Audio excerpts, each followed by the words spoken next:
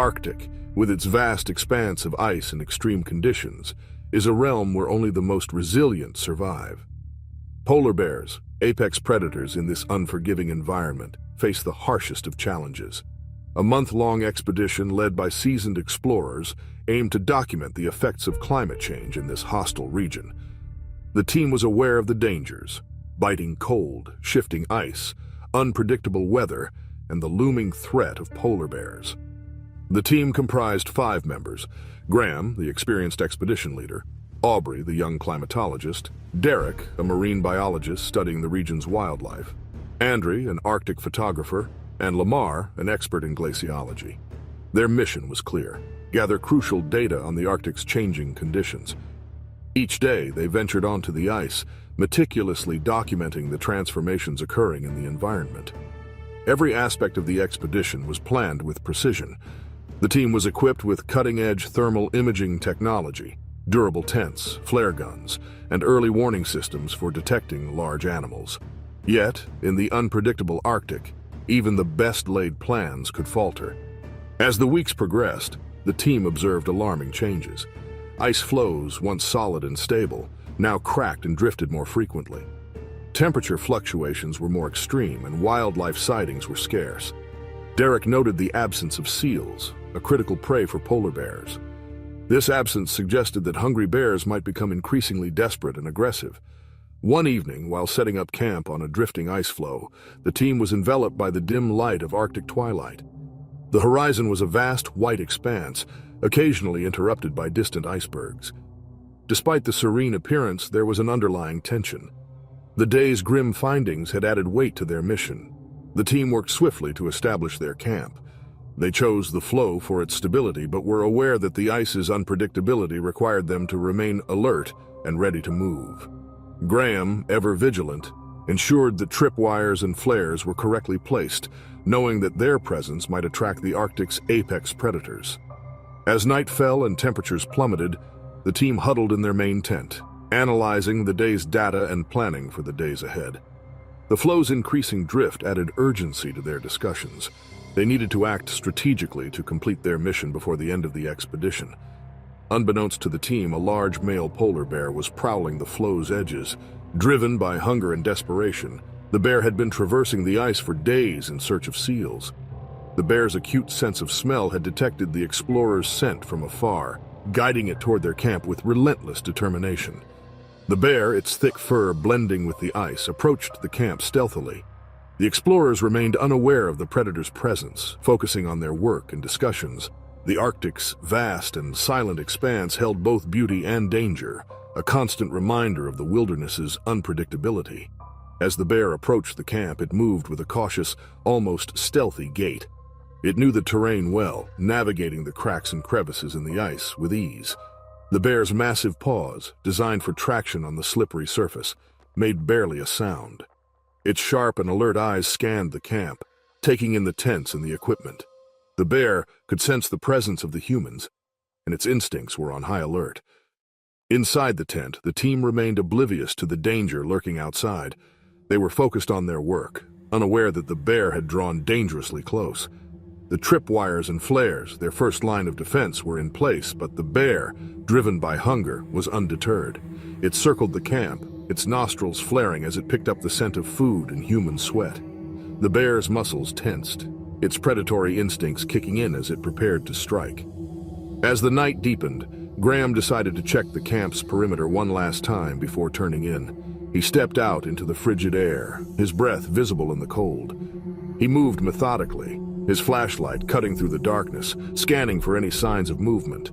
He knew that in the Arctic, vigilance was essential to us, survival. But the bear, sensing the movement, had already set its sights on a different target. Lamar had ventured out to retrieve some equipment from a sled that had been left near the edge of the camp. He moved quickly, wanting to get back inside where it was warm. But as he approached the sled, the bear, driven by its primal need to feed, made its move. The attack was swift and brutal, a blur of motion in the dark.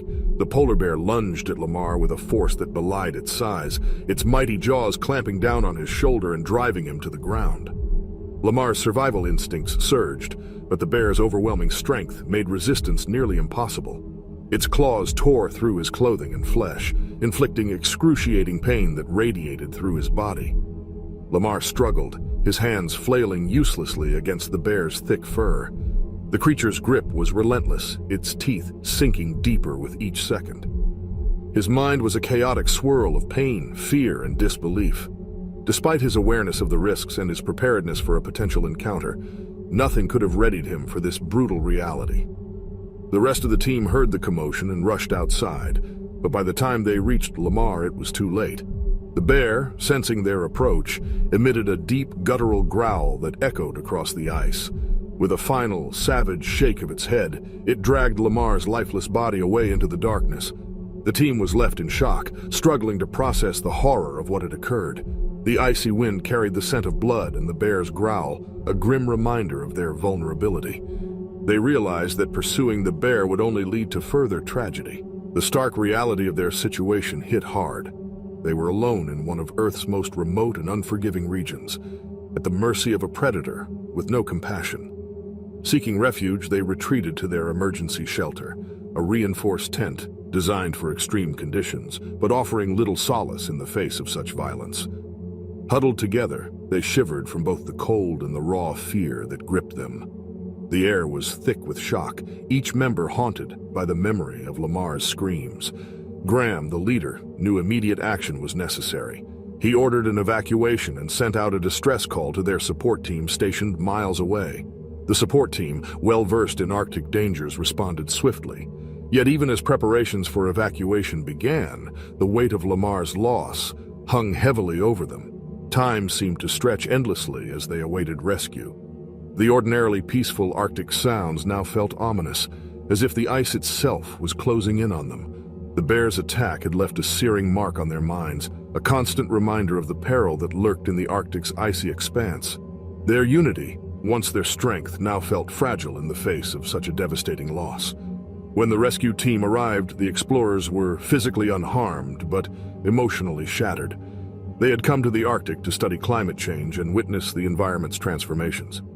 Still, instead, they were confronted with the brutal reality of survival in one of the planet's harshest landscapes. The Appalachian Mountains stretched endlessly with their dense, rugged forests. As dawn broke, Jack moved silently through the underbrush, his boots barely making a sound on the damp earth.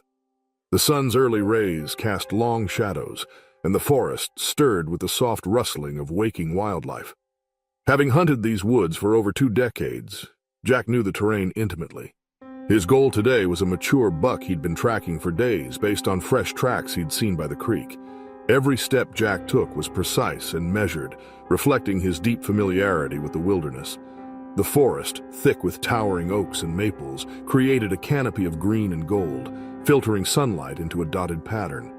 Jack's rifle was slung over his shoulder, and his camouflage attire blended seamlessly with the surroundings. His breath was steady, his heartbeat slow. He was entirely in his element. As Jack followed the fresher tracks more profoundly into the woods, he noticed broken twigs, stray hairs, and faint hoof impressions. His pulse quickened with excitement. The forest grew denser, the scent of earth and decaying leaves filled the air, and the distant sound of running water reached him. Then he spotted new tracks, larger, deeper, and indicative of a bear. Jack crouched to inspect them, noting their fresh appearance and wandering pattern. Black bears roamed these woods, though encounters were rare. His attention shifted from the deer to the bear as a sudden rustle in the bushes made him freeze. Jack readied his rifle and moved cautiously, his eyes scanning the dense foliage. Through a break in the trees, he spotted the bear about 30 yards away, its massive form partially obscured by bushes. The bear was foraging, its snout buried in the undergrowth. Jack marveled at the sight, but remained alert. Just as he decided to retreat, his foot slipped on a loose stone, creating a sharp noise. The bear's head snapped up, its eyes locking onto Jack. A tense standoff ensued, with Jack hoping the bear would lose interest. However, the bear's nostrils flared, detecting Jack's scent. Its body tensed, muscles rippling, and Jack knew the situation had changed. Bears are unpredictable. Their behavior is governed by instinct and circumstance. Jack understood this all too well, but nothing could have prepared him for what happened next. The bear, perhaps perceiving Jack as a threat to its food, let out a low, rumbling growl that seemed to vibrate through the trees. Jack's heart pounded in his chest as the bear took a step toward him, its posture suddenly aggressive. He knew he had to act fast. Without thinking, Jack began to slowly back away, his rifle now raised slightly, ready to fire if necessary. He didn't want to shoot the bear. It wasn't necessary. If he could create enough distance, the bear might decide he wasn't worth the trouble. But the bear had other ideas. It took another step forward, then another, its growl deepening into a roar that sent birds scattering from the treetops. And then, in an instant, the bear charged. The speed of the attack was startling. One moment, the bear was several yards away. The next, it was thundering toward him, a blur of black fur and fury. Jack barely had time to react. He aimed his rifle, but the bear was too fast. It was on him before he could pull the trigger. The impact was like being hit by a freight train. The force of the bear's charge knocked Jack off his feet, sending him crashing to the ground with a bone-jarring thud. His rifle was torn from his hands, skidding across the dirt out of reach. The bear was on top of him, its powerful claws digging into his flesh, its teeth snapping inches from his face. The world became a blur of pain and chaos as Jack fought to free himself from the bear's relentless assault. Jack's survival instincts kicked in. He twisted and turned, using every ounce of strength he had to fend off the bear's attacks. But the bear was an unstoppable force, its claws ripping through his jacket, tearing into the skin beneath. Jack's vision blurred with the pain, but he forced himself to focus, to think. He knew that if he didn't find a way to escape, the bear would kill him. Somehow, in the chaos, Jack managed to roll onto his side, his hands scrabbling in the dirt for something, anything, that he could use to defend himself. His fingers brushed against a rock, smooth and cool under his touch. Without hesitation, he grabbed it, swinging it with all his might at the bear's head. The rock connected with a sickening thud, and for a split second the bear recoiled, stunned. It was the opening Jack needed. Ignoring the searing pain in his shoulder, he scrambled to his feet, lunging for his rifle, which lay a few feet away. But the bear recovered quickly. It roared in anger, its eyes wild with fury, and charged again. Jack could feel its hot breath on the back of his neck as he reached for his weapon, his fingers closing around the stock just as the bear's claws raked down his back. He fell to the ground, the rifle in his hands, and rolled onto his back, bringing the weapon up just as the bear lunged at him. There was no time to aim, no time to think. Jack squeezed the trigger. The gunshot echoed through the forest, a loud crack that seemed to hang in the air. The bear flinched, a look of shock in its eyes as the bullet grazed its shoulder. It wasn't a fatal shot, but it was enough to make the bear hesitate, enough to break the momentum of its attack. For a moment, the bear and Jack stared at each other, both panting heavily, both bloodied and exhausted. Then, slowly, the bear began to retreat. It backed away, its eyes never leaving Jack, as if weighing whether to continue the attack. But finally, with a snort of frustration, it turned and lumbered off into the woods, disappearing into the underbrush as quickly as it had appeared. Jack lay on the ground, his chest heaving with each ragged breath. Pain radiated from every part of his body, but he was alive. He had survived. He knew he had to move to get out of the forest and find help before his injuries overwhelmed him. But for a few moments he just lay there, staring up at the canopy of trees above, his mind reeling from the ordeal. Tom Sweeney, an avid fisherman, cherished the solitude of Alaska's rivers, where the natural world provided a perfect escape from modern chaos. In late August, during the peak of the salmon run, he had found a secluded spot along a remote riverbank.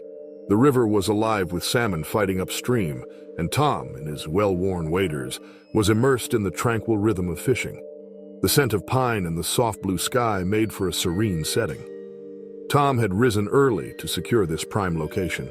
Each cast of his fly rod was precise, and soon he had hooked his first fish of the day. Hours passed in peaceful solitude as the sun rose higher and his creel filled with glistening salmon. Unbeknownst to Tom, a large grizzly bear had been silently observing him. Drawn by the scent of the fish, the powerful apex predator moved stealthily through the forest. Its deep brown fur and muscular frame were almost invisible against the underbrush, and the unfamiliar scent of a human piqued its curiosity. The bear kept its distance at first, evaluating the situation. It was accustomed to catching salmon, but was intrigued by the easy meal that the human seemed to be enjoying. With each step, the bear moved closer to the riverbank, its eyes fixed on Tom with predatory intent. Tom remained oblivious to the danger.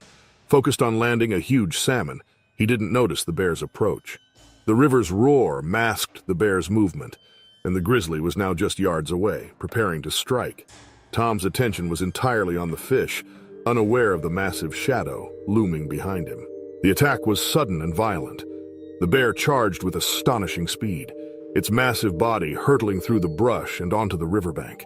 The ground shook beneath its weight as it thundered forward, closing the distance in mere seconds. Tom barely had time to register the blur of motion before the bear was upon him, knocking him off his feet with a force that sent him crashing into the icy waters of the river. Disoriented and shocked, Tom struggled to regain his footing as the cold water closed around him. The world spun in a chaotic swirl of noise and pain, the river rushing in his ears as he tried to comprehend what had just happened.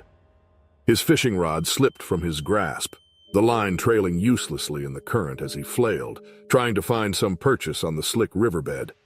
But the bear was relentless, its massive paws swiping at him with deadly precision. Tom's survival instincts kicked in. He knew that to survive a grizzly bear attack, one had to fight back to make oneself appear as large and threatening as possible. But in the water, disoriented and panicked, such logic was hard to grasp. He reached for his knife, fumbling with numb fingers as the bear's claws raked across his back, tearing through the thick fabric of his jacket. The pain was excruciating, a white-hot fire that seared through his nerves and sent shockwaves of terror coursing through his body. Finally, he managed to free the knife from its sheath, gripping it tightly as he tried to turn and face his attacker. The bear loomed over him, its maw open wide to reveal rows of sharp teeth, its breath hot and rank against his face.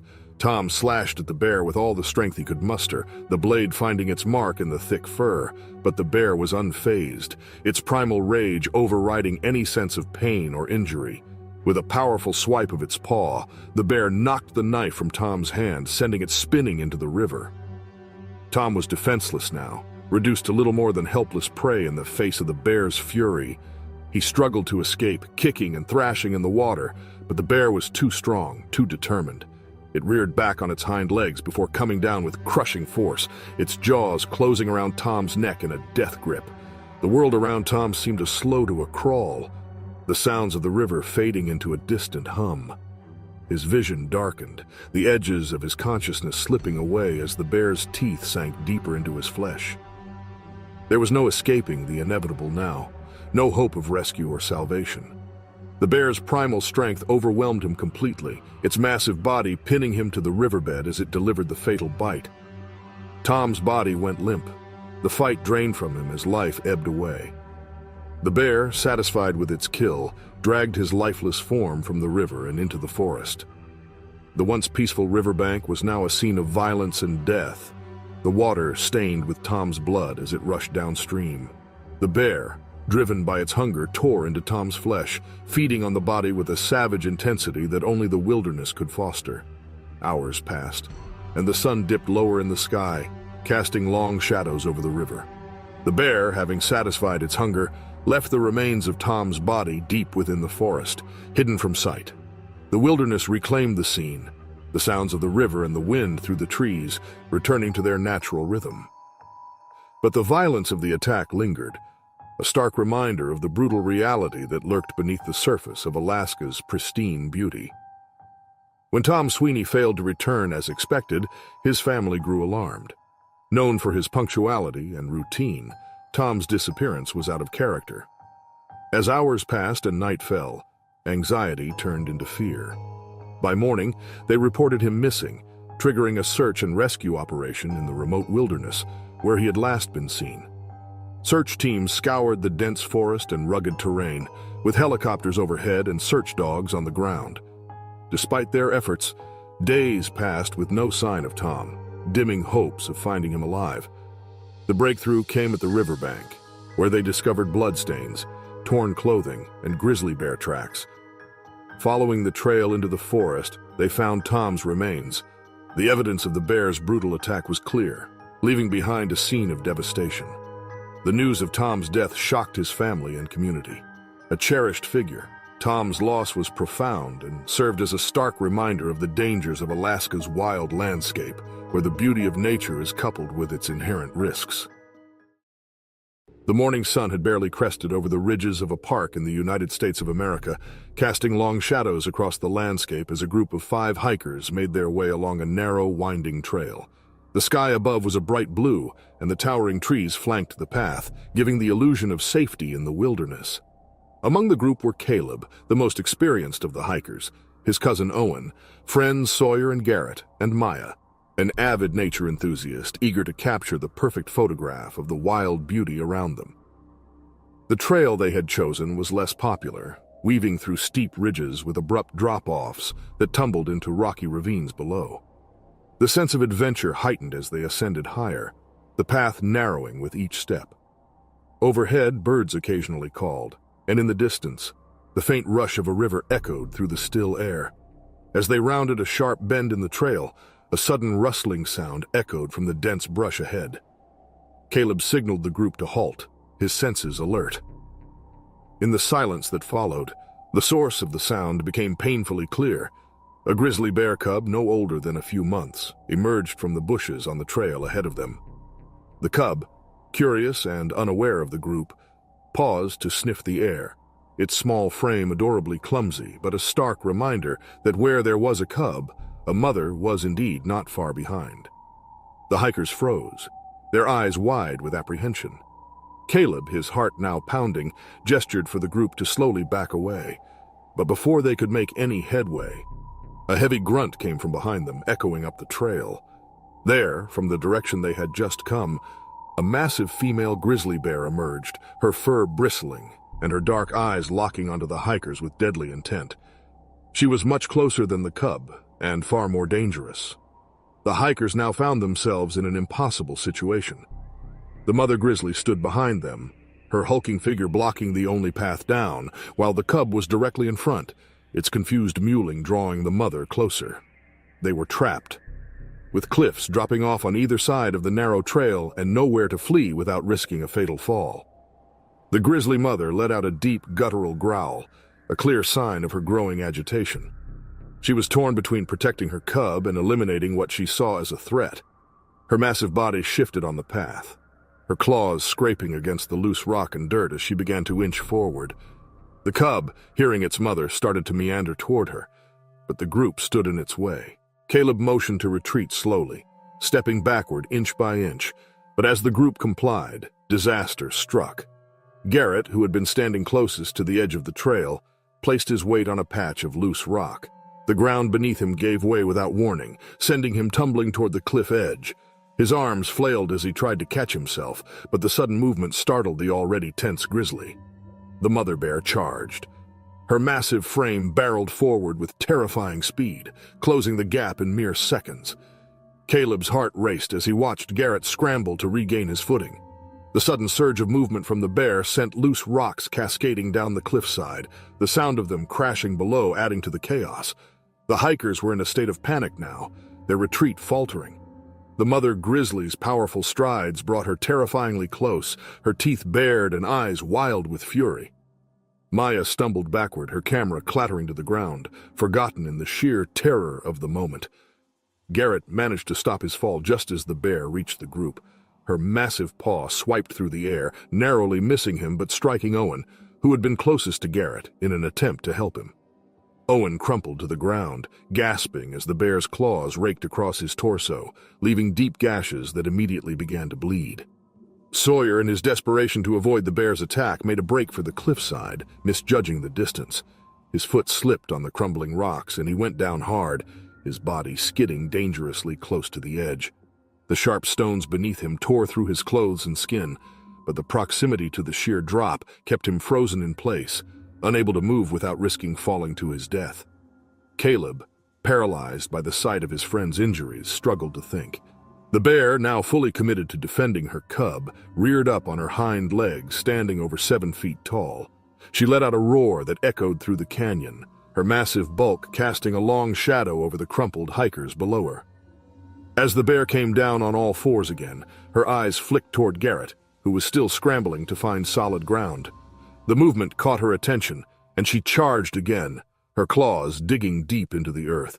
Garrett, realizing too late that he was her next target, barely managed to roll to the side as the Grizzly lunged, but his movements caused the cliff edge to give way beneath him.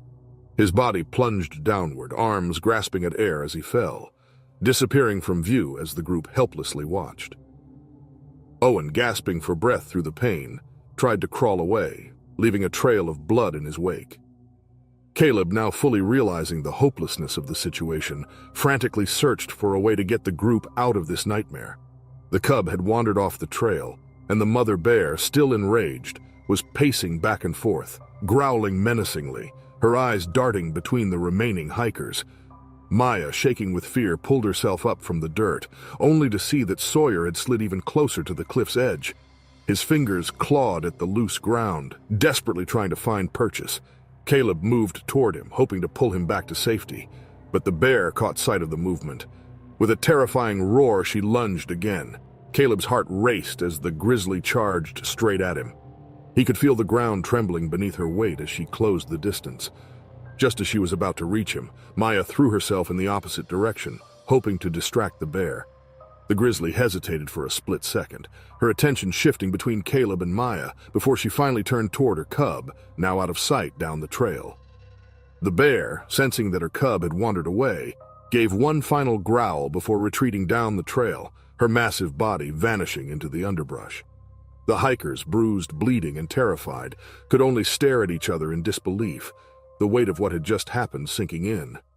Caleb looked down the cliff where Garrett had fallen, the silence below unbearable.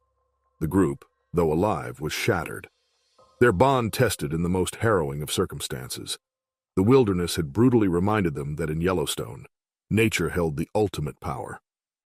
The sun rose over the zoo, casting long shadows across the enclosures. Frank Mulligan, a seasoned veteran of over 30 years, walked his familiar route one last time, filled with memories of the animals he had cared for. Today marked his retirement, a bittersweet milestone. Beside him was Sam, an enthusiastic rookie eager to learn the ropes. Sam's energy was infectious as he peppered Frank with questions about the animals and zoo operations. Frank, patient yet measured, offered advice, allowing Sam to observe and learn. Their dynamic was evident. Frank's cautious experience contrasted sharply with Sam's reckless enthusiasm. As they approached the brown bear enclosure, Frank's gaze fell on Kodiak, the zoo's largest bear, a hulking presence he had cared for since cubhood. Frank respected Kodiak's moods, always mindful of the bear's potential danger. Sam, however, had little direct interaction with Kodiak and was about to witness the bear management process for the first time. But as they neared the entrance, Frank noticed a maintenance panel ajar, its bolts loosened, likely overlooked by a careless worker. Unease gripped him as he realized the danger. This panel provided access to a service gate, the only barrier between Kodiak and freedom. In an instant, Kodiak sensed the opportunity. Frank's heart raced as he watched the bear grip the loose gate with its powerful paw and tug it open. Before either man could react, Kodiak slipped through, emerging into the zoo's public area. Panic erupted as the first visitors spotted the massive bear. Screams filled the air, and chaos ensued as people scattered in all directions, fleeing from the predator now roaming freely. Frank's heart pounded in his chest as he assessed the situation. This was no longer about preventing an escape. It was now a race to stop a catastrophe. Kodiak, disoriented by the sudden freedom, was unpredictable and dangerous. Frank knew what the bear was capable of, and with frightened visitors running chaotically, the potential for disaster was immense. Sam, his voice trembling, pointed to a tranquilizer gun mounted on a nearby wall. Frank shook his head, knowing it wasn't a quick fix. The tranquilizers would take too long to subdue an animal of Kodiak's size, and firing in a crowded area could only make the situation worse. This would have to be handled up close, carefully, and with precision. Frank's mind raced as he tried to formulate a plan. He knew Kodiak's habits. If they could guide him back toward the enclosure, they might have a chance. But Sam had other ideas. The rookie's impulse was to chase the bear, attempting to corner it using vehicles and barriers. Frank, though, knew that chasing Kodiak would only escalate the bear's aggression. As Sam darted off to execute his plan, Frank felt a surge of frustration. The young keeper's inexperience was driving him into dangerous decisions. Frank stayed back, using his knowledge of Kodiak to keep the bear in sight but at a safe distance, hoping to steer the massive creature without provoking a confrontation. However, Sam's risky approach quickly backfired. A group of zoo workers attempted to block Kodiak's path using a small utility vehicle. The bear, feeling trapped, reacted with terrifying speed. With a guttural roar, he charged the car, flipping it effortlessly. The workers fled, leaving the vehicle a crumpled heap. Kodiak, now agitated, reared up on his hind legs, towering over the scene, his claws slashing at the air. Frank knew they were losing control. Kodiak's aggression was escalating rapidly, and if they didn't intervene quickly, someone would be seriously hurt or worse. He abandoned his cautious distance and moved in closer, heart pounding, knowing this was a critical moment. Kodiak turned toward a cluster of fleeing visitors. Frank could see the fear in their faces, and his instincts took over.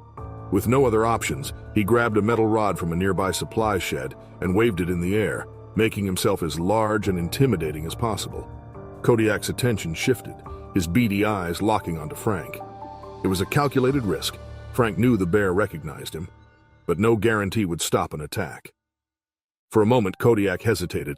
The bear, now only a few yards away, growled deeply, his massive paws leaving gouges in the earth as he tested Frank's resolve. The air between them was thick with tension, each second dragging on for what felt like an eternity. Frank stood his ground, unflinching as Kodiak sized him up. But the standoff couldn't last forever. Suddenly, Kodiak lunged forward, the ground shaking under his weight. Frank reacted, sidestepping the bear's charge just in time, the massive paw swiping inches from his body. The rod in Frank's hand was useless against the sheer power of the bear's movements. All he could do now was stay alive long enough for help to arrive. The bear wheeled around quicker than Frank had expected, and this time, there was no avoiding the collision. Kodiak struck with brutal force, sending Frank sprawling to the ground. The impact knocked the wind from his lungs, but Frank managed to roll out of the way as Kodiak's claws came down again, gouging the dirt where Frank had just been. Desperation surged through Frank. He couldn't outrun the bear, and he certainly couldn't overpower it. But he could still outthink it. He grabbed a nearby bucket of fish meant for the polar bears and hurled it toward Kodiak. The sudden smell of food caught the bear's attention, and for a moment, Kodiak was distracted. It was all Frank needed. With adrenaline surging through him, Frank scrambled to his feet and used the few precious seconds to lead Kodiak back toward the enclosure. The bear followed, now more interested in the fish than the chaos around him.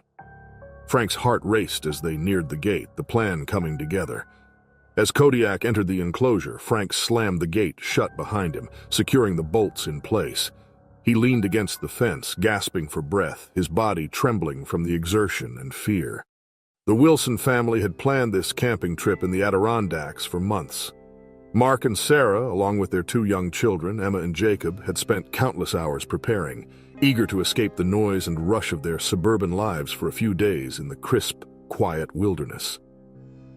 It was late October, and the Adirondacks were bathed in the golden hues of autumn, with leaves crunching underfoot and the scent of pine and earth thick in the air. For the children, this was an adventure. A weekend of campfires, marshmallows, and sleeping under the stars. Their campsite sat nestled among the towering trees, miles away from the nearest ranger station. The remoteness added to the allure, but it also meant they were on their own if anything went wrong. Still, Mark had always considered himself well-versed in camping. He was confident in their safety, especially after setting up their tent at a distance from where they'd store their food and cook their meals. They had read all the pamphlets about wildlife, and Mark had assured Sarah they'd be fine as long as they followed the rules about food storage. But the Adirondacks were home to creatures that operated under different rules, creatures driven by the unrelenting need to survive, especially as winter loomed. The black bears, normally elusive and uninterested in humans, were in a frenzy of feeding, fattening themselves up for hibernation. Even a whiff of poorly stored food could become an irresistible draw. That afternoon they thoroughly enjoyed themselves. The kids had run through the forest, climbing rocks and collecting leaves, their laughter echoing off the hills.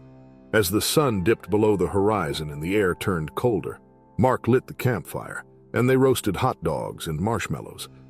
The children, exhausted but happy, curled up in their sleeping bags early. Mark and Sarah stayed by the fire a little longer, enjoying the peace that only the wilderness could provide. What Mark didn't realize, however, was that earlier in the day, when he hastily packed away the remnants of lunch, he had left traces of food near the tent, a smear of peanut butter here, a wrapper there. To him, it seemed insignificant, but to a bear preparing for hibernation, it was enough.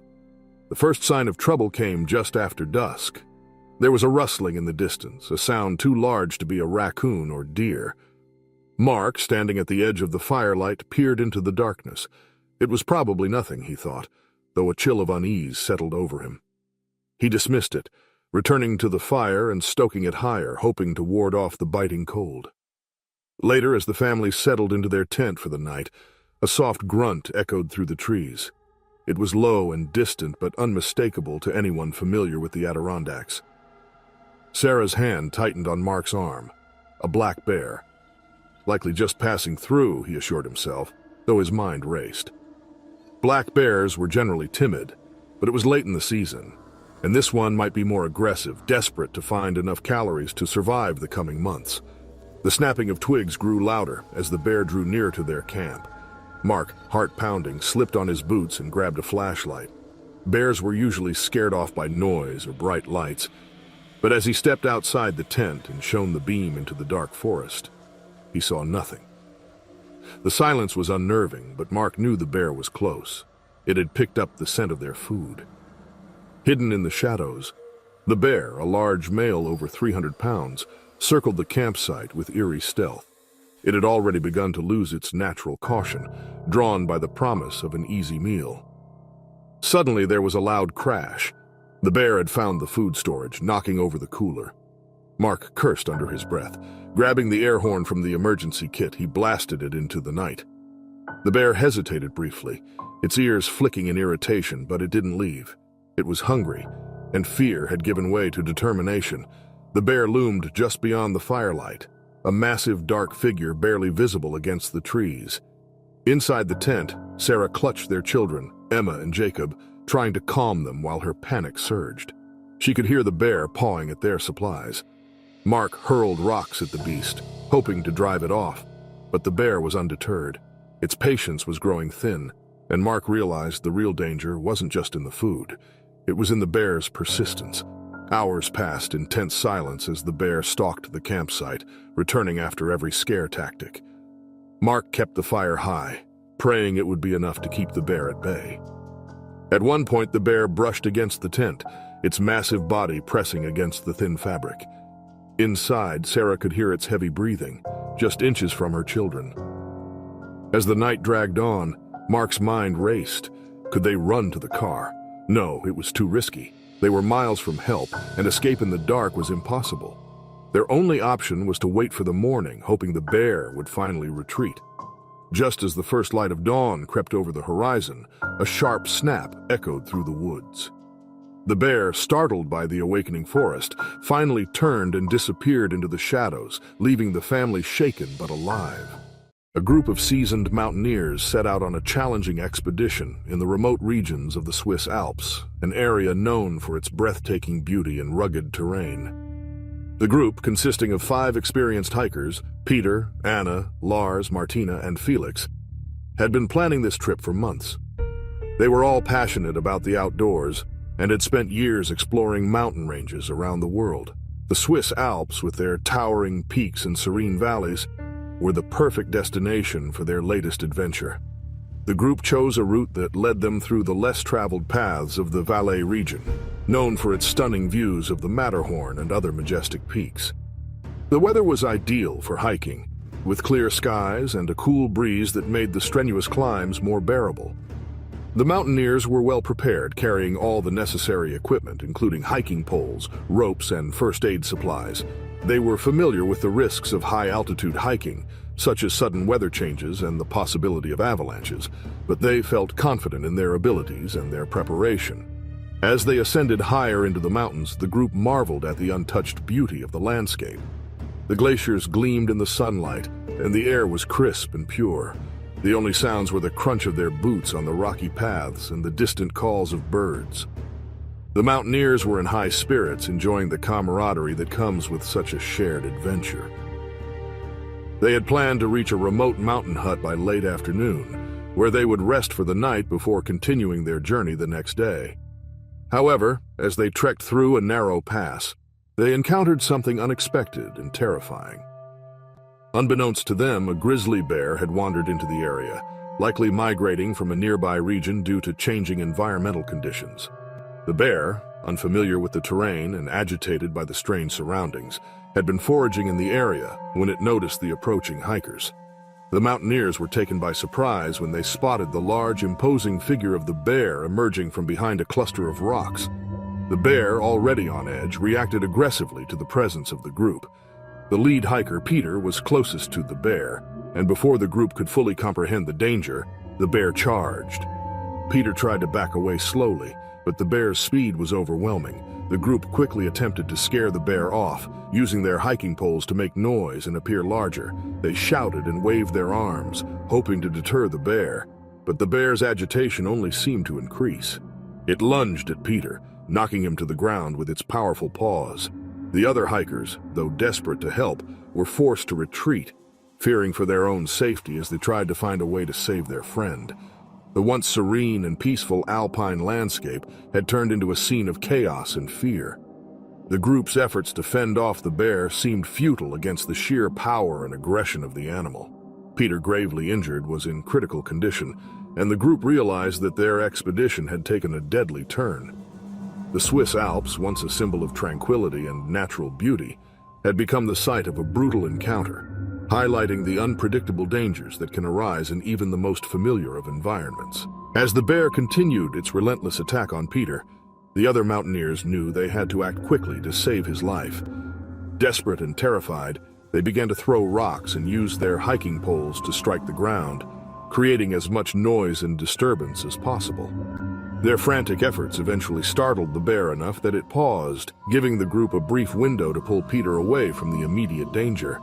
The bear, still agitated, retreated back into the rocky terrain, disappearing into the landscape from which it had emerged. The group wasted no time in attending to Peter's injuries. He was bleeding heavily, with deep wounds on his chest and arms from the bear's powerful claws.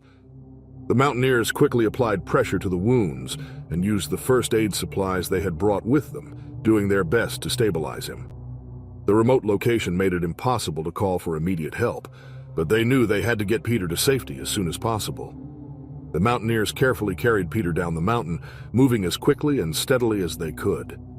The journey was grueling, with every step bringing more pain to their injured friend.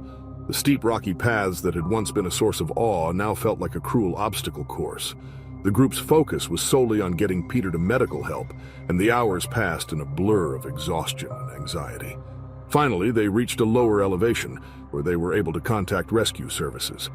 A helicopter was dispatched to their location, and within a short time, Peter was airlifted to a hospital in Sion, a town in the heart of the Valais region. At the hospital, the medical team was ready to treat Peter's injuries. He was rushed into surgery, where doctors worked tirelessly to repair the damage caused by the bear's attack.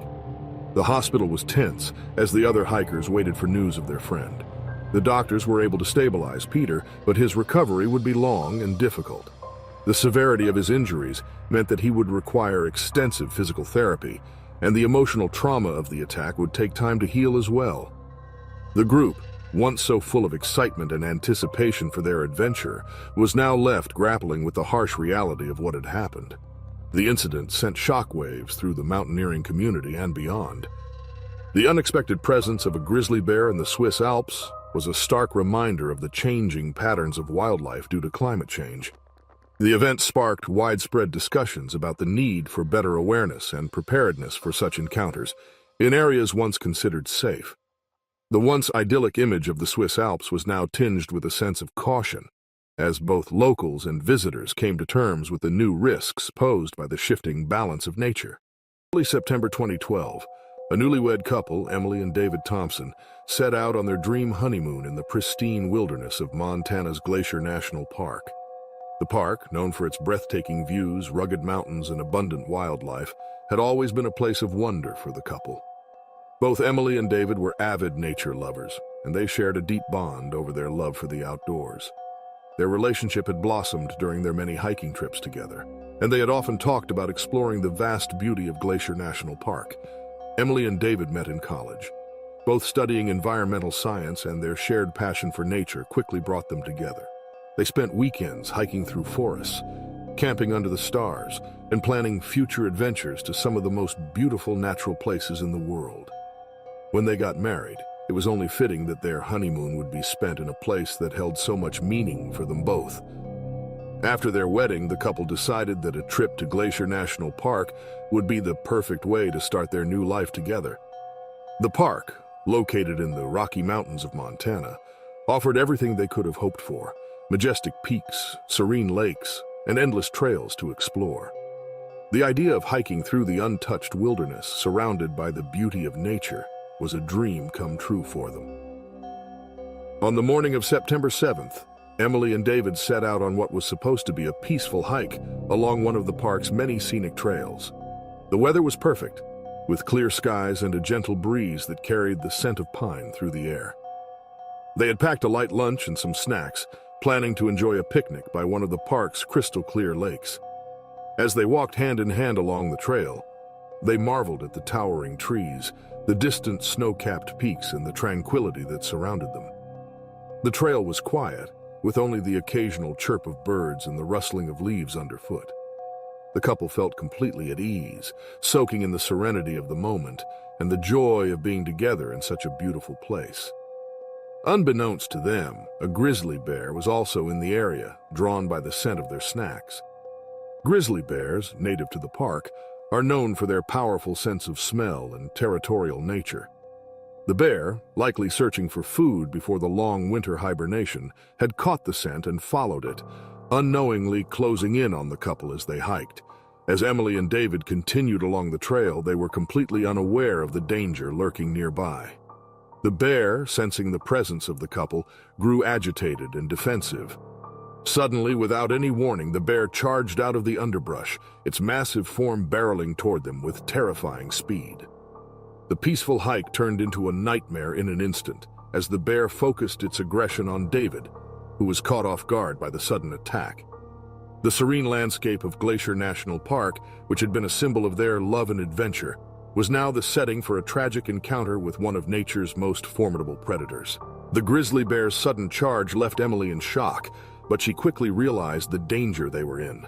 David tried to protect Emily, stepping between her and the bear, but the bear's aggression was overwhelming. It knocked David to the ground with a powerful swipe, its claws tearing through his clothing and flesh. Despite Emily's desperate attempts to help, the bear's strength was too much. She grabbed a nearby branch and waved it, hoping to scare the bear away, but her efforts only seemed to anger it further. In the chaos, the bear focused its attack on David, who was now gravely injured. Emily, frantic and helpless, could only watch as the bear mauled her husband. The sounds of the attack echoed through the trees, breaking the silence of the peaceful morning.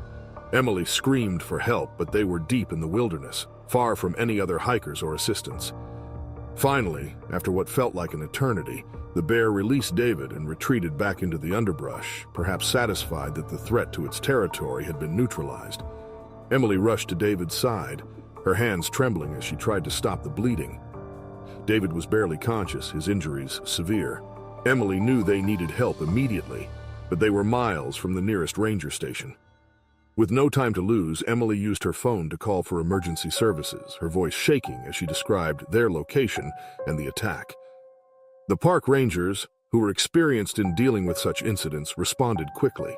A rescue helicopter was dispatched to their location, but Emily knew that every minute was critical.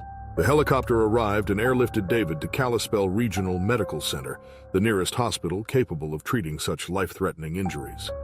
The medical team at the hospital was prepared for the worst.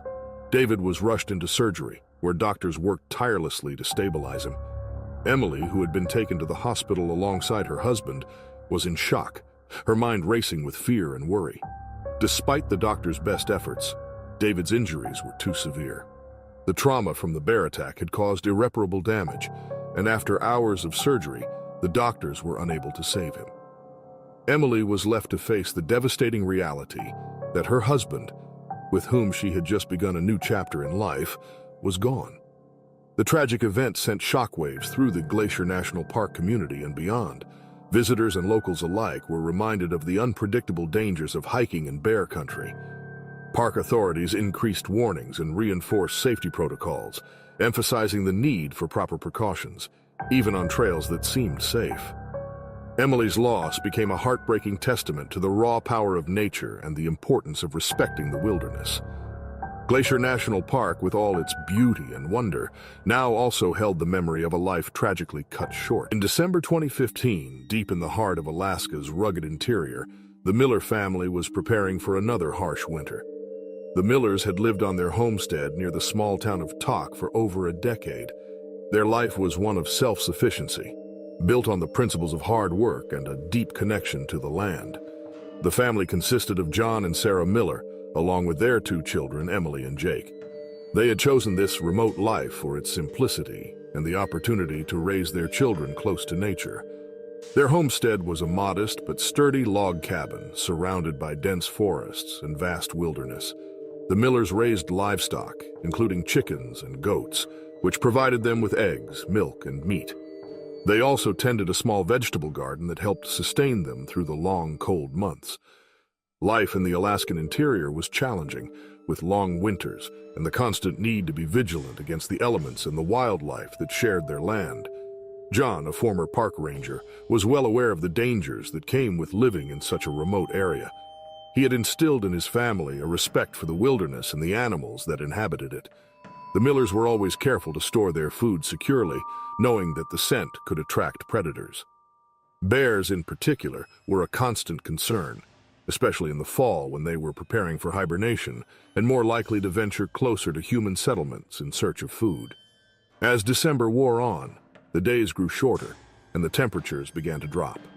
The family spent most of their time preparing for winter, gathering firewood, preserving food, and reinforcing their cabin against the coming snow. One evening, as the sun dipped below the horizon, John noticed something unusual. The frantic clucking of their chickens disrupted the normally peaceful atmosphere of their homestead. He stepped outside to investigate, only to find that a grizzly bear had wandered onto their property. The bear, driven by hunger, had broken into the chicken coop and was attacking the livestock. John's heart raced as he watched the powerful animal wreak havoc on their carefully maintained farm. He knew that bears were incredibly dangerous, especially when they were desperate for food. John quickly ran back inside to grab his rifle, hoping to scare the bear away before it could do more damage. Despite his efforts, the bear was undeterred. The smell of livestock and stored food had drawn it too close to the homestead, and it was not willing to leave empty-handed. John fired a warning shot into the air, but the sound only seemed to agitate the bear further. It left the chicken coop and began to move towards the cabin, its powerful body crashing through the underbrush as it advanced. Realizing that their home was now in danger, John and Sarah quickly brought the children inside, securing the doors and windows as best as they could. The bear, now more aggressive, began to claw at the cabin, its massive paws leaving deep gouges in the wood. The family was trapped inside, terrified as the bear continued its assault on their home. The once peaceful homestead had turned into a scene of chaos, and the Millers knew they were in for the fight of their lives. The bear's relentless assault on the cabin continued as the Millers huddled together inside, their fear growing with each powerful strike. John, knowing that the thin wooden walls of their home would not hold for much longer, realized they had to act quickly. He grabbed his rifle once more, hoping that, this time, a direct shot might be enough to drive the bear away. With a steady hand, he aimed through a small gap in the door and fired a shot at the bear. The bullet hit its mark, grazing the bear's shoulder. The grizzly let out a roar of pain and anger, but instead of retreating, it became even more aggressive, slamming its massive body against the cabin door. The force of the impact splintered the wood, and the door began to buckle under the pressure. In a desperate attempt to protect his family, John grabbed a metal pot from the kitchen and started banging it against the walls, trying to create as much noise as possible. The loud clanging, combined with the pain from the gunshot, finally caused the bear to pause. It hesitated for a moment, then slowly began to back away from the cabin. The bear, now more wary, turned and lumbered back into the forest, leaving the Millers shaken but alive. The family remained inside for hours, too afraid to move until they were sure the bear was gone, When they finally emerged, they saw the extent of the damage. The chicken coop was destroyed, and several of their livestock were either dead or missing. The cabin itself bore deep scars from the bear's claws, a grim reminder of how close they had come to disaster. John's injuries from the encounter were severe. His arm and shoulder, strained from the rifle's recoil and the struggle to defend his home, required medical attention. Sarah quickly dressed his wounds as best she could before they made the long journey to the nearest town, Tok, where John could receive proper treatment. At the small clinic in Tok, the local doctor treated John's injuries, commending him for his bravery in protecting his family. However, the attack left more than just physical wounds. The psychological impact on the entire family was profound. The Millers returned to their homestead with a new understanding of the dangers that living in such a remote area entailed. The attack sparked a broader conversation in the local community about the growing tension between human settlements and wildlife in Alaska's wilderness.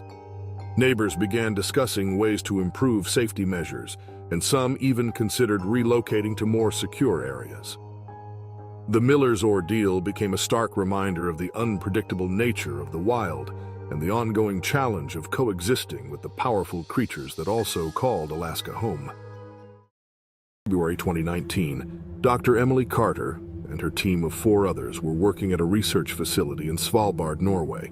They were glaciologists, studying Svalbard's glaciers and other ice formations. The researchers were passionate enough about their job to withstand Svalbard's biting cold. The frigid, sharp cold seemed to cut through even the thickest of their thermal gear. But Emily and her team were undeterred. Their mission was too important. They were gathering data on the thinning ice, hoping to better understand climate patterns in the Arctic region. That day, Dr. Emily Carter and her team woke up early. They left the safety of their research facility to go out on the ice and make some measurements. The icy expanse of Svalbard was breathtaking. The air was frosty. The ice was blinding. It was a majestic kind of beauty, something not everyone gets to see in this lifetime. But there was also cause for concern. It seemed that the ice was thinning faster than the team had anticipated. How would this impact the sea levels? The team worked as the hours flew by. Soon enough, the sun began its slow descent. It was getting late. Dr. Emily Carter knew they had to wrap things up and return to base. With its impressive population of polar bears, Svalbard can be a dangerous place, especially in the dark. They'd be out on the ice again tomorrow morning anyway. There was no need to take unnecessary risks. The team started gathering their instruments. The samples and the expensive equipment had to be handled very carefully. The equipment was expensive, while the samples were the result of a long day of work. Unbeknownst to them, danger lurked just beyond their perimeter. A polar bear had been stalking them for a while. The bear's hunting grounds had been shrinking year by year, the ice retreating further each year, leaving it with fewer opportunities to hunt for seals. The bear was thinner than it should have been, and it was hungry. The animal moved silently, its white fur concealed by the ice and the falling darkness. It paused for a short while, sniffing the air, before creeping closer, drawn by the scent of food and humans. But the researchers were too busy packing up. They remained blissfully unaware of the approaching threat, too engrossed in their work. It was Dr. Lucas Anderson, the team's youngest member, that first noticed the bear.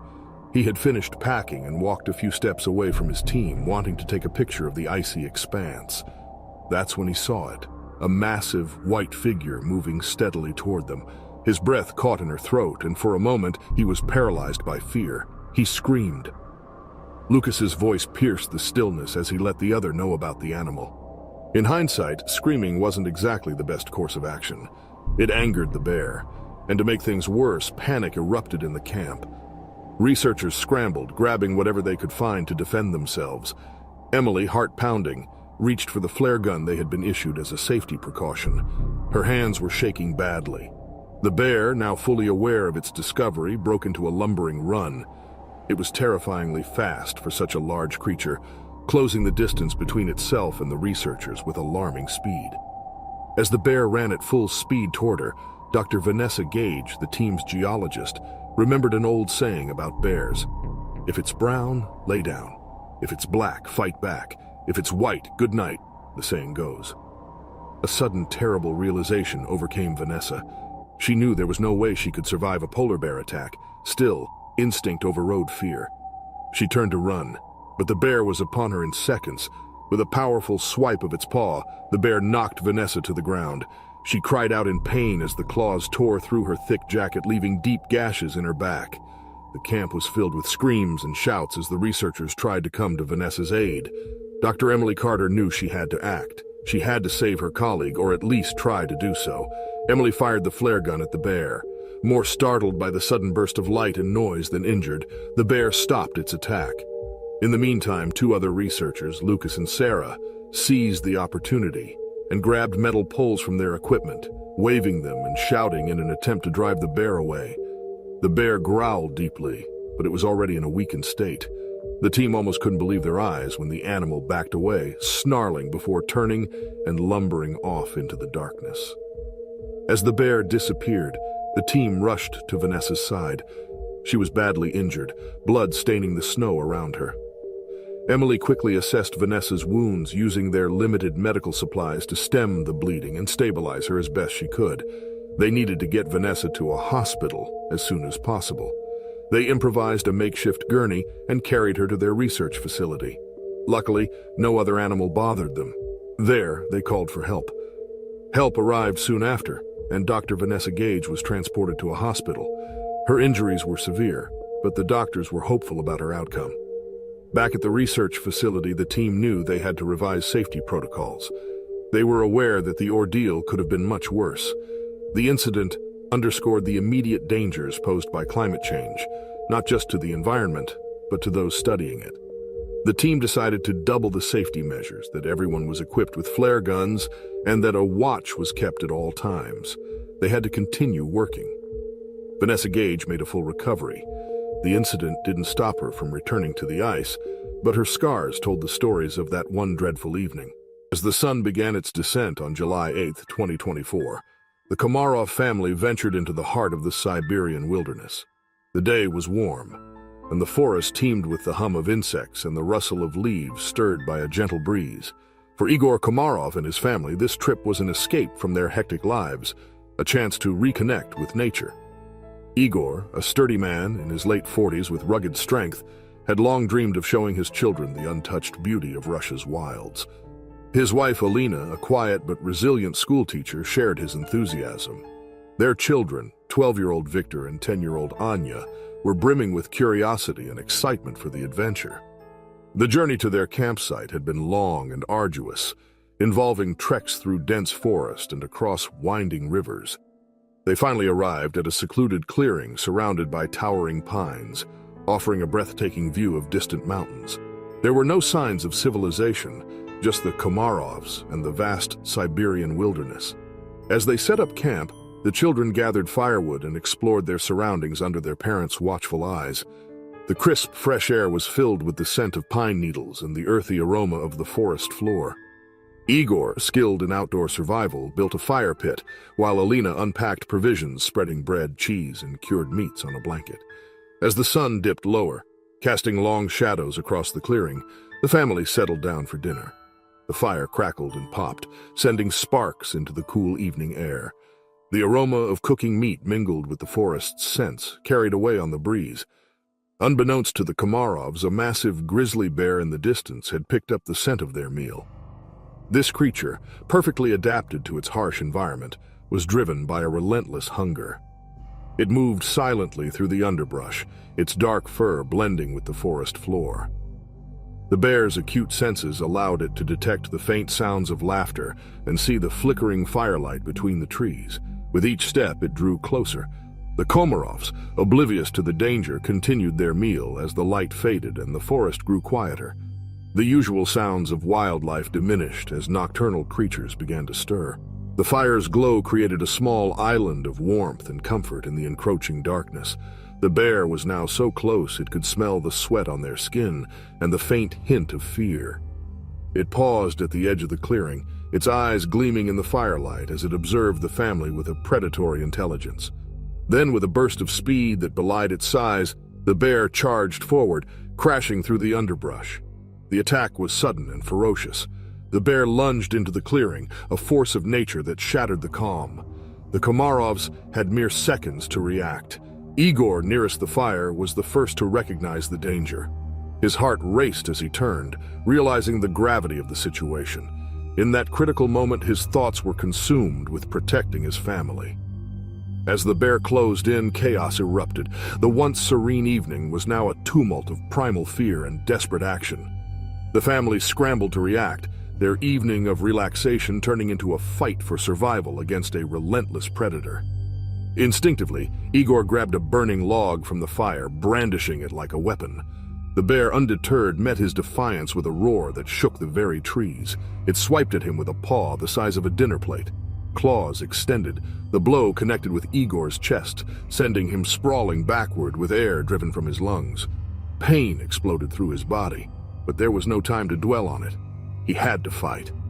Alina screamed a sound that echoed in the vast emptiness around them as she tried to shield the children. But the bear was relentless, its hunger and fury driving it to tear into anything that moved. Igor struggled to his feet, ignoring the blood that soaked his shirt, and swung the burning log at the bear's face. The flames licked at its fur, singeing the tips, but the bear barely flinched. Instead, it reared up on its hind legs, towering over Igor, and brought both of its massive paws down with a force that could shatter bone. Igor collapsed under the blow, the log falling from his hands as he crumpled to the ground. The bear turned its attention to Alina and the children, who were frozen in place, their eyes wide with terror. For a brief moment, the clearing was filled with a terrible silence, the kind that precedes an inescapable doom. Then the bear attacked again, its primal instincts taking over as it closed in on the remaining members of the Komarov family. Alina tried to shield her children, using her body as a barrier between them and the beast. But the bear was unstoppable, its jaws snapping at anything within reach. It struck Alina with a force that sent her tumbling to the ground, her body limp as she hit the earth. Victor and Anya, too young to comprehend the full horror of what was happening, could do nothing but watch as the bear's rage was unleashed upon them. The animal's immense power was overwhelming, and in mere minutes the lives of the Komarov family were extinguished in a flurry of violence and blood. The bear, hunger-sated, dragged the bodies into the forest, leaving the once serene campsite a scene of unimaginable carnage. The fire continued to burn, casting flickering shadows on the trees as if the forest itself mourned the loss of the lives it had claimed. When local hunters arrived the next day, they were met with a profound silence. The clearing, once alive with the sounds of a family and nature, was now a grim tableau of death. The brutal remains of the Komarovs were scattered, torn apart by the bear's ferocity, and the ground was stained with blood. The hunters, seasoned in the wild's harsh realities, followed the bloodied trail more into the forest, their faces etched with grim determination. Knowing the bear, having tasted human flesh, would now be more dangerous, they proceeded cautiously. They eventually found the bear resting in a thicket, its bloodied fur marking its recent violence. The immense beast, with eyes reflecting primal intelligence, was a formidable threat. With heavy hearts, the hunters ended the bear's life, eliminating the danger it posed. News of the Komarov family's tragic end quickly spread, shaking the region. The incident underscored the lethal risks of remote wilderness, highlighting Siberia's brutal reality, where only the strong survive, and even then, survival is never assured. Rachel, drawn to the wild, had always found solace in the Sierra Nevada mountains with their rugged peaks and shadowy valleys. The allure of solitude and the challenge of navigating this terrain had long captivated her. Well prepared and experienced, she had meticulously studied maps, learned trails, and readied herself for any scenario. On this particular morning, the sky was a brilliant, endless blue. Rachel chose a remote trail she had hiked before, winding through thick pine forests and beside crystal-clear lakes where solitude reigned and only nature's sounds were present. As she walked, Rachel remained vigilant, aware of the wildlife that inhabited the Sierra Nevada. Armed with bear spray, a whistle, and a knife, she followed safety protocols to avoid startling a bear. The day was uneventful until she entered a shaded stretch and spotted a large black bear about 20 yards away. The bear, moving slowly, seemed unaware of her presence. Rachel froze and reached for her bear spray, her hand trembling. Unlike previous encounters, this bear did not retreat, but instead locked eyes with her, signaling a potentially dangerous situation. The bear's eyes were dark and unblinking. Rachel felt a surge of adrenaline as the bear took a step toward her. She tried to remember her training. Stay calm, don't run, make yourself look more prominent. But the bear wasn't following the usual script. It didn't pause, didn't hesitate. It kept coming, a low, menacing growl rumbling from deep within its chest. Rachel slowly began to back away, her heart pounding in her ears. The bear followed, its massive paws crunching on the forest floor. She raised her arms, trying to appear larger, trying to dissuade the bear from advancing, but the bear's demeanor had shifted. There was no fear, no curiosity, only aggression. She fumbled with the bear spray, her fingers clumsy with fear. The bear was close now. Too close. Rachel knew she was in grave danger. She aimed the spray and squeezed the trigger, releasing a cloud of fiery mist directly into the bear's face.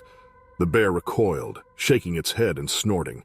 For a brief moment, Rachel thought she had succeeded. The bear staggered back, pawing at its face.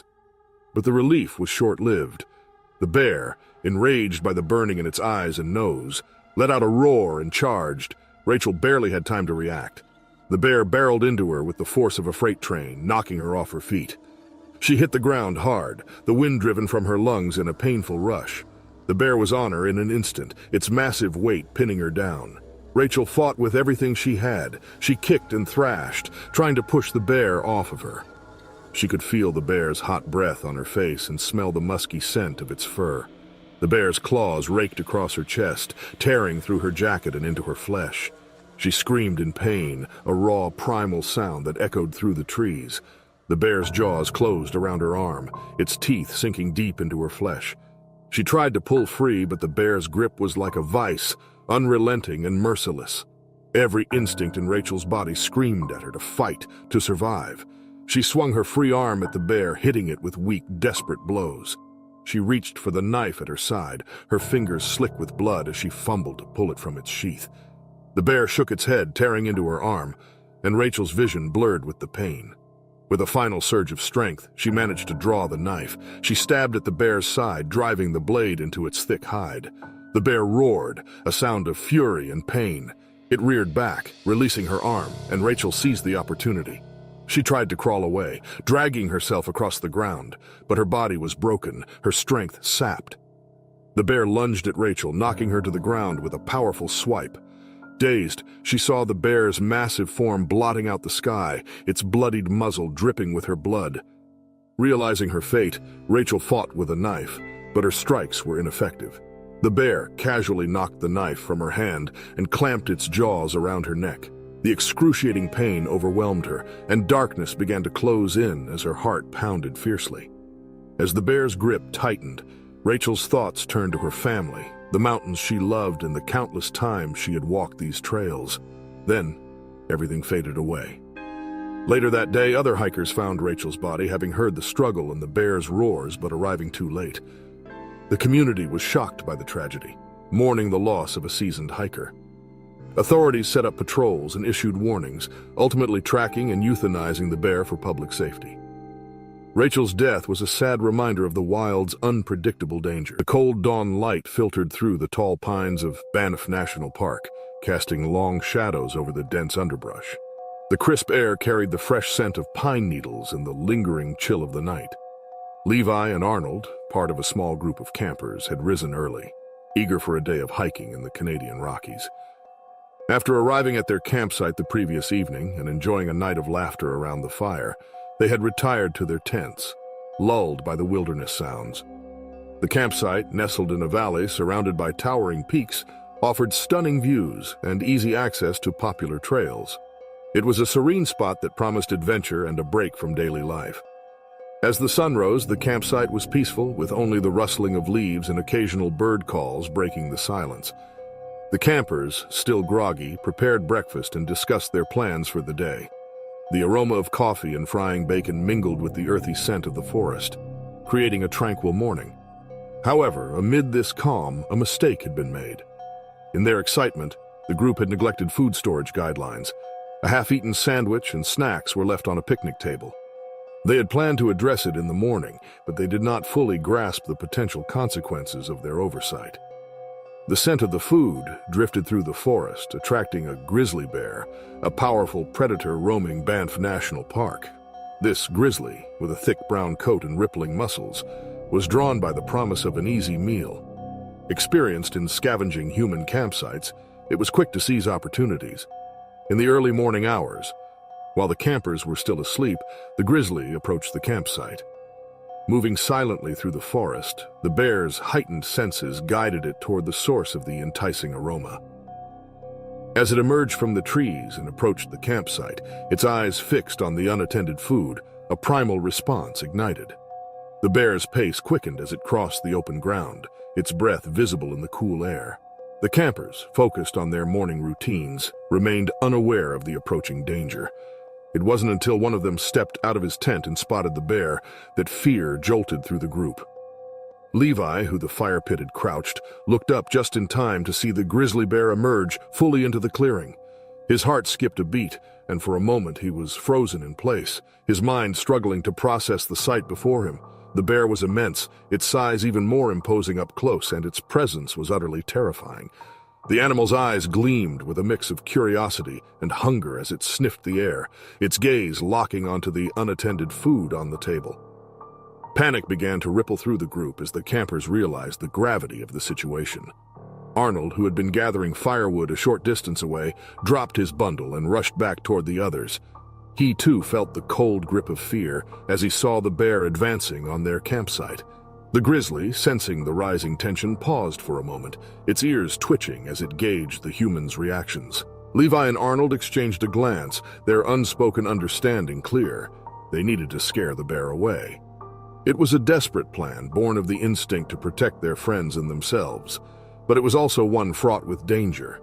They knew the risks of confronting a grizzly, especially one that had already identified a food source. Yet the alternative, doing nothing and allowing the bear to rummage through their campsite, seemed just as dangerous. Levi, summoning all the courage he could muster, grabbed a large branch from the ground.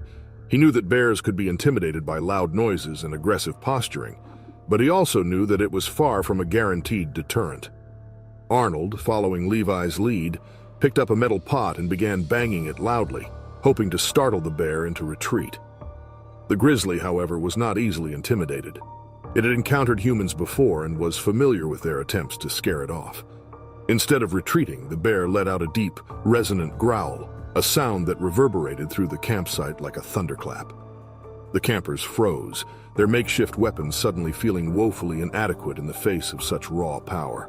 Without warning, the bear charged. The grizzly closed the gap with terrifying speed. Levi, standing closest, barely had time to react before the bear was on him. He swung a branch in a desperate defense, but the bear effortlessly batted it away. The force sent Levi crashing to the ground, pain searing through his chest as the bear's claws raked across him. His vision darkened as the bear loomed overhead. Arnold, seeing Levi's peril, rushed to help, wielding a metal pot. But the bear, fully committed, turned on Arnold with lightning speed. It bit down on his arm, the pain excruciating and fiery. The bear shook Arnold violently, dragging him to the ground. Despite Arnold's desperate kicks and strikes, the bear's immense strength overpowered him. Levi, though badly injured, pushed himself to his knees, his vision blurred. He grabbed a rock and hurled it at the bear. The rock struck the grizzly's face, causing it to release Arnold momentarily. The brief distraction gave Arnold a chance to scramble away, clutching his wounded arm to his chest. Blood oozed from the deep gashes where the bear's teeth had sunk into his flesh, and he could feel the strength draining from his body with each passing second. But the instinct to survive was strong, and he forced himself to keep moving, knowing that to stop would mean certain death. The campers initially panicked, but they regrouped and tried to drive the bear away with noise. They grabbed sticks, rocks, and metal objects, creating a desperate symphony of survival. The grizzly hesitated, disoriented by the commotion. After a bone-chilling roar, it turned and lumbered back into the forest. In the aftermath, Levi lay on the ground, bloodied and gasping, while Arnold, barely conscious, was cradled with a makeshift tourniquet. Shock and horror were evident on the campers' faces. Despite their severe injuries, Levi and Arnold were still alive. The group quickly contacted park rangers and emergency services, who responded swiftly. Within an hour, a helicopter arrived, airlifting Levi and Arnold to the nearest hospital. Fog thickly blanketed the Alaskan village, muting sound and blurring the landscape. This small indigenous settlement, once ruled by ice, faced change as warming temperatures melted the sea ice. Yet today, the villagers gathered for a seasonal celebration, a brief moment of joy amid survival challenges. Families mingled, children played, and elders reflected quietly. The scent of food filled the cold air, symbolizing unity and tradition as they came together to honor their heritage and support one another in the shifting Arctic environment. Unbeknownst to them, something far more dangerous than any blizzard lurked beyond the edge of the fog. The polar bear, driven south by starvation, wandered in an increasingly unfamiliar environment. The sea ice, once the foundation of its hunting grounds, was disappearing, forcing it into closer proximity to human settlements. This particular bear had been stalking the periphery of the village for days, gaunt and desperate, its immense body weakened by hunger. It had smelled the food, sensed the warmth of life, and instinctively followed the scent through the fog. The bear's body was an embodiment of power, but power was diminished by need. Once thick and white, its fur clung to a skeletal frame, ribs visible beneath the matted fur. Yellowed eyes, filled with hunger and desperation, scanned the village from the shadows. The fog concealed its approach, as silent as the snow underfoot. It moved with a terrifying grace, its massive paws padding lightly as it neared the heart of the village. Suddenly, there was a shift. The bear stepped into the open, emerging from the mist like a phantom. At first, no one noticed. The gathering continued as children laughed and adults chatted. But then a gasp cut through the fog, and eyes turned toward the pale, hulking figure standing at the edge of the gathering. For a brief, surreal moment, the village was frozen, locked in a collective state of disbelief. It wasn't unusual to see polar bears in the Arctic, but never this close, never like this. The bear moved. It charged without warning, driven by an instinctual hunger that overpowered all caution. Its speed was shocking, belying its size and weakened condition. In an instant, the peaceful gathering turned into chaos. Screams erupted as the massive predator barreled forward, its powerful limbs propelling it toward the nearest group of villagers. A child, no older than 6, was caught in the bear's path. The predator's jaws, lined with dagger-like teeth, clamped down on the child's small frame with a sickening crunch. Blood sprayed across the snow, staining the pure white landscape a gruesome red. The bear's attack was swift and ruthless. It flung the child's lifeless body aside as if it weighed nothing and moved on to the next victim. Panic spread through the crowd like wildfire. People scrambled in all directions, some toward their homes, others trying in vain to help those already in the bear's path. Elders, their movement slowed by age, became easy targets. One of the village elders, a respected woman known for her wisdom, was caught off guard as she tried to shield a younger family member. The bear's massive paw swiped across her body, claws raking through her flesh as if she were made of paper. She collapsed in a heap, her body twisted and broken, lifeblood soaking into the ground beneath her. Another villager, a man in his 30s, grabbed a shovel from a nearby stack of tools. His face was etched with fear and determination as he ran toward the bear, swinging the makeshift weapon with all his strength. The shovel connected with the bear's side, but the impact was nothing more than a glancing blow. Enraged, the bear turned on him, its maw open wide. The man barely had time to react before the bear's jaws closed around his leg. It pulled him down, ripping into his flesh with savage efficiency. His screams echoed in the air, cut short by the bear's relentless mauling. In just 2 minutes, the polar bear had already claimed multiple lives, and the carnage was far from over. It moved with terrifying speed from one target to the next, its primal instincts honed from a life of survival in one of the harshest environments on Earth. Even weakened by hunger, its sheer strength was overwhelming. The bear swiped at another villager, tearing through clothing and flesh as it sent the man flying backward, landing in a crumpled heap. A group of villagers, in a desperate bid to defend their community, gathered whatever they could find, shovels, hammers, even kitchen knives, and charged at the bear. Their fear was palpable, but so was their determination. The bear met them with equal ferocity. It reared up on its hind legs, towering over them, a giant of muscle and bone. One villager stabbed at its belly with a knife, but the blade barely penetrated the thick fur and skin. The bear roared in fury and brought its total weight down on him, crushing his body beneath its bulk. Those who remained tried to flee. Parents scooped up their children, running toward the safety of their homes, but the bear was relentless. It charged at another group, its jaws snapping at anything that moved. A young girl, separated from her family in the chaos, found herself in the bear's direct path. She tried to run, but the bear's claws caught her leg, dragging her down into the snow. Her cries were lost amidst the frenzy as the bear tore into her. As the attack raged on, the village's isolation became painfully evident. No emergency services were close enough to respond in time. The nearest outpost was hours away by helicopter, and even that would be delayed by the fog and weather conditions. The villagers were alone, left to face the beast with nothing but their own courage and meager tools. Minutes passed, though it felt like hours. Eventually, through a combination of sheer willpower and luck, the remaining villagers managed to drive the bear back. Several men, wielding axes and other tools, landed blows that slowed the bear down. Bloodied and exhausted, the bear finally retreated into the fog, limping and growling, but it had already left its mark on the village. The aftermath was harrowing. Bodies lay strewn across the snow, their blood staining the earth.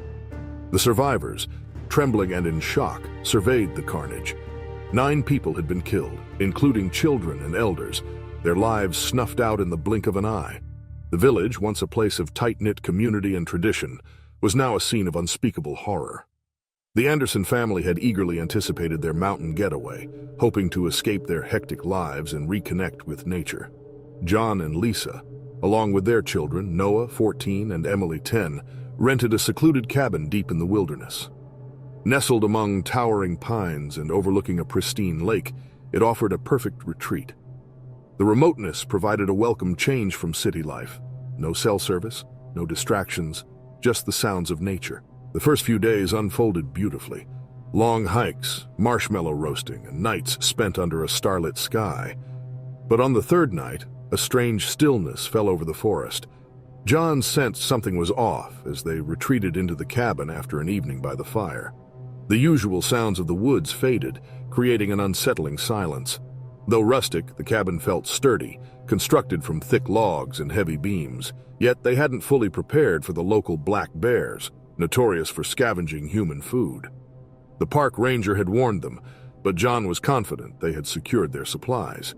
As the family settled into bed, a massive male bear began to circle the cabin, drawn in by the scent of their food. The faint scratching at the door went unnoticed until it intensified into a loud pounding. John jolted awake around midnight, initially dismissing it as a tree branch. But as the thuds grew louder, dread filled him. He jumped from the bed, heart racing, while Lisa stirred beside him, sensing his alarm.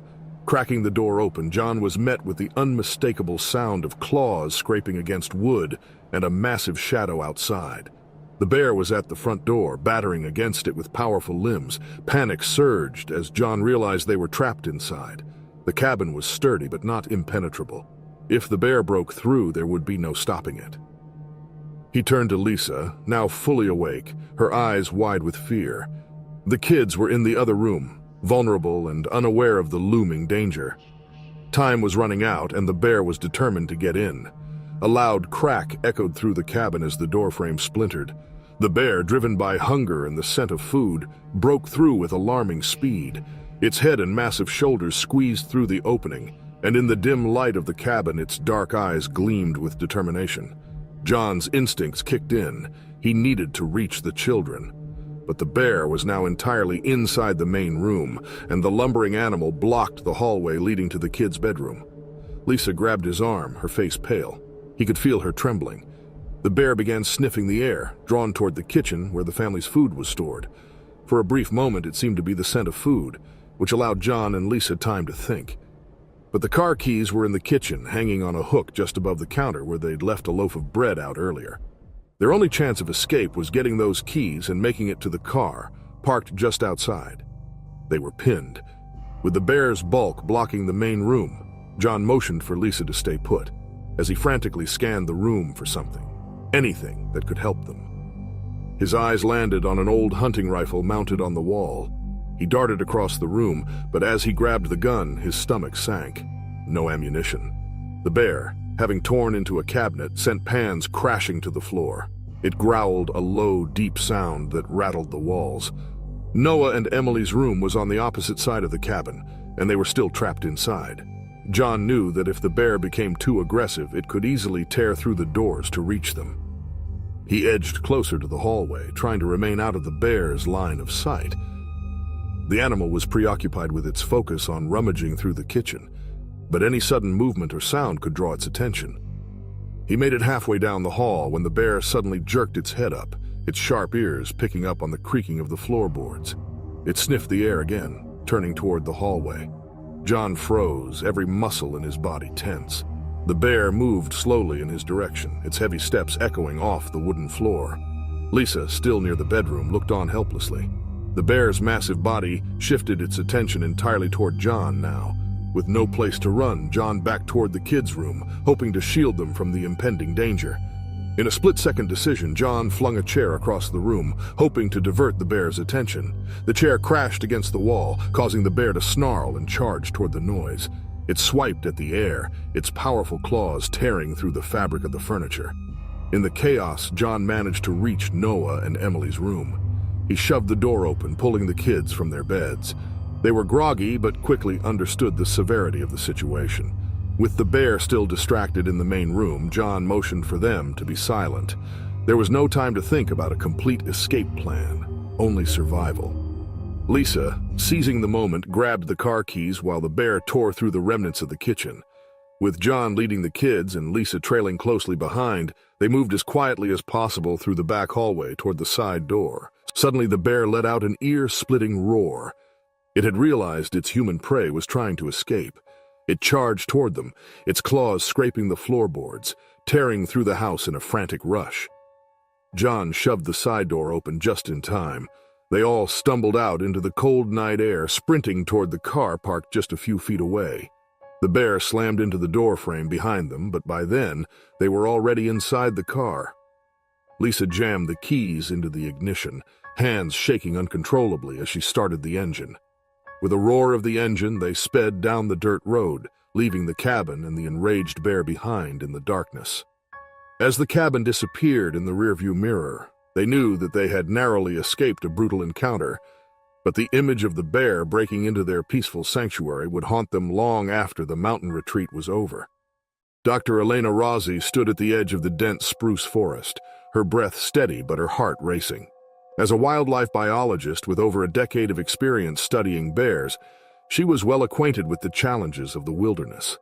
Today, however, was different.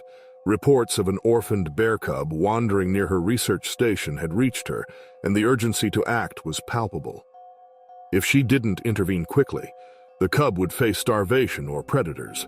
Equipped with her tranquilizer rifle and her expertise, Elena set off, her boots crunching on the forest floor as she searched for any signs of the cub. This area was known territory for a local mother bear and her offspring, but there was no sign of them. Time was critical, and the cub was alone and vulnerable. As she navigated the underbrush, the forest hummed with life. Birds chirped overhead and leaves rustled in the breeze. Then, through a break in the trees, she spotted it. The small cub lay curled near a fallen tree, weak and exposed. Its coat, typically thick and glossy, was matted, and it barely lifted its head as she approached. Elena's heart ached. This was the moment she had trained for countless times, yet it never got easier. Slowly kneeling, she readied her tranquilizer gun, intent on sedating the cub and bringing it back for care. Her movements were calm and precise as she adjusted the dart for the cub's small size, but just as she was about to aim, a deep, guttural growl echoed through the clearing. Every instinct in her body screamed danger. Elena froze, her heart racing. The growl intensified, and her blood ran cold as she turned her head. Emerging from the underbrush was the mother bear, massive and imposing, her dark fur gleaming in the sunlight. The bear sniffed the air, her dark eyes locking onto Elena and the cub. Elena's mind raced. The mother had been out of sight, likely foraging or patrolling her territory. But now, she saw Elena as a threat to her young. In an instant, the bear lunged forward with a deafening roar that shook the forest. Elena dropped the tranquilizer gun and scrambled backward, adrenaline surging. She recognized this wasn't a warning, it was a full-blown attack. The bear believed her cub was in danger. With no time to think, Elena threw herself to the side, narrowly avoiding a massive paw that swiped where she had just been. The bear was relentless. Panic surged in her, but she had to stay focused. She needed to create distance. Darting toward a cluster of trees, she relied on her understanding of bear behavior to navigate the terrain. Bears, though bulky, could sprint with surprising speed. The ground shook as the bear charged after her, its fury palpable. Elena's legs burned as she ran, branches whipping against her face and arms. She ducked behind a tree, hoping to buy herself some time. The bear skidded to a halt, sniffing the air, clearly agitated. Elena's heart raced as she formulated a plan. She needed to reach her research station, where safety awaited. But with the bear in pursuit, she had to act quickly. But then she tripped. Her foot caught on a root, sending her sprawling to the ground. The impact knocked the wind out of her, but there was no time to recover. The bear was upon her, and Elena barely rolled out of the way as the bear struck, her claws tearing into the ground where Elena had been. Elena gasped in pain as she felt the bear's claws rake across her leg. White-hot agony shot through her body. She bit back a scream, knowing that any noise might further provoke the bear. Blood soaked her pants, but she couldn't stop now. Every second counted. The bear, enraged, reared up on her hind legs, towering over Elena. For a split second, Elena stared up at the beast, knowing how close she was to death. She managed to scramble to her feet, clutching her bleeding leg. With every ounce of strength she had left, she stumbled toward the nearest large tree. She had to put something solid between her and the bear. She could feel the animal's hot breath on her back as she threw herself behind the tree trunk, just as the bear slammed into it with a thunderous roar. The impact shook the tree, but it held. For a moment, there was a brief respite. Elena clung to the trunk, gasping for air, blood still pouring from her leg. The bear circled the tree, growling, her claws scraping the bark. Elena knew this wasn't over. The bear was determined, and with no other prey in sight, she wasn't going to leave until Elena was dealt with. With no time to waste, Elena knew she had to retreat to the safety of her research station. Her supplies were limited, and the radio had been damaged in a storm the week before. But it was her only hope. She hobbled as fast as she could, moving through the forest, her vision blurring from the pain and the loss of blood. The bear followed relentlessly, crashing through the undergrowth with terrifying speed. Elena's mind raced.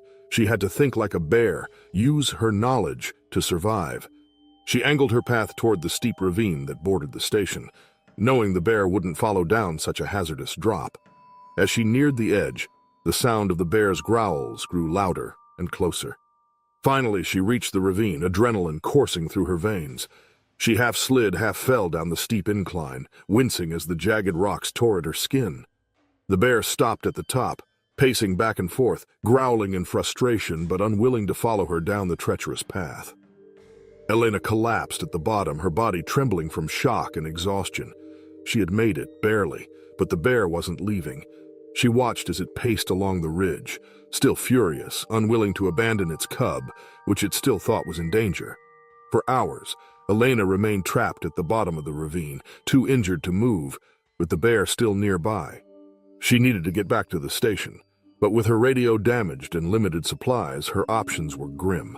Her only hope was to wait, to allow time for the bear to calm down, and then find a way to reunite the cub with its mother. Elena had always known the risks of working with wildlife, but now, bleeding and stranded in the wild, she had to use every bit of her knowledge to survive this ordeal. It was a battle between instinct and understanding, and Elena, in her weakened state, knew she was at the mercy of nature. In the early hours of July 7th, 2024, in the quiet rural outskirts of Talkeetna, Alaska, a small chicken farmer named Henry Thompson prepared for another day of tending to his farm. Henry, a lifelong resident of this remote part of Alaska, had built a modest but thriving life with his chickens, which provided eggs and meat for the local community. His farm, surrounded by dense forests and the towering peaks of the Alaska Range, was both beautiful and isolated. The rugged wilderness that drew Henry to this life also brought with it the ever-present risks of living so close to nature. The sun had just begun to rise, casting a soft golden light over the farm as Henry stepped out of his small cabin. The air was crisp, and the morning was peaceful, with only the sounds of birds chirping and the distant rustle of leaves in the breeze. Henry's farm was modest, with a few outbuildings, a vegetable garden, and a large chicken coop where he kept his prized flock. The coop, built sturdy to keep out smaller predators like foxes and raccoons, had always been enough to protect his chickens. As Henry walked toward the coop, he noticed something unusual. The door, which he always secured carefully, was slightly ajar. His heart skipped a beat as he quickened his pace, a growing sense of unease settling in. As he approached, the scene before him confirmed his worst fears. The coop had been breached. Feathers were scattered across the ground, and the wire mesh was torn in places. The sight of his once peaceful farm in disarray sent a wave of panic through him. Unbeknownst to Henry, a grizzly bear had wandered onto his property during the night. Attracted by the scent of chickens, the bear had broken into the coop, searching for an easy meal.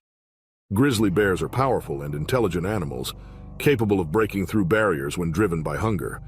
The bear, finding the coop full of potential food, had caused the destruction that now lay before Henry. As Henry stepped closer to inspect the damage, he was unaware that the bear was still nearby, hidden in the dense underbrush surrounding the farm. The bear, startled by Henry's sudden presence, perceived him as a threat. Instinct took over, and the bear charged at Henry with incredible speed. The distance between them closed in an instant, and before Henry could react, the bear was upon him. The bear's attack was swift and brutal. With a powerful swipe of its massive paw, the bear knocked Henry to the ground. The farmer, despite his years of experience with the dangers of the Alaskan wilderness, was no match for the grizzly's strength. The bear mauled Henry, inflicting life-threatening injuries before retreating back into the woods, leaving the farm eerily silent once more.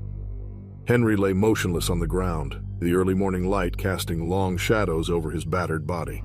The bear had retreated into the dense woods, leaving the farm in a state of haunting silence.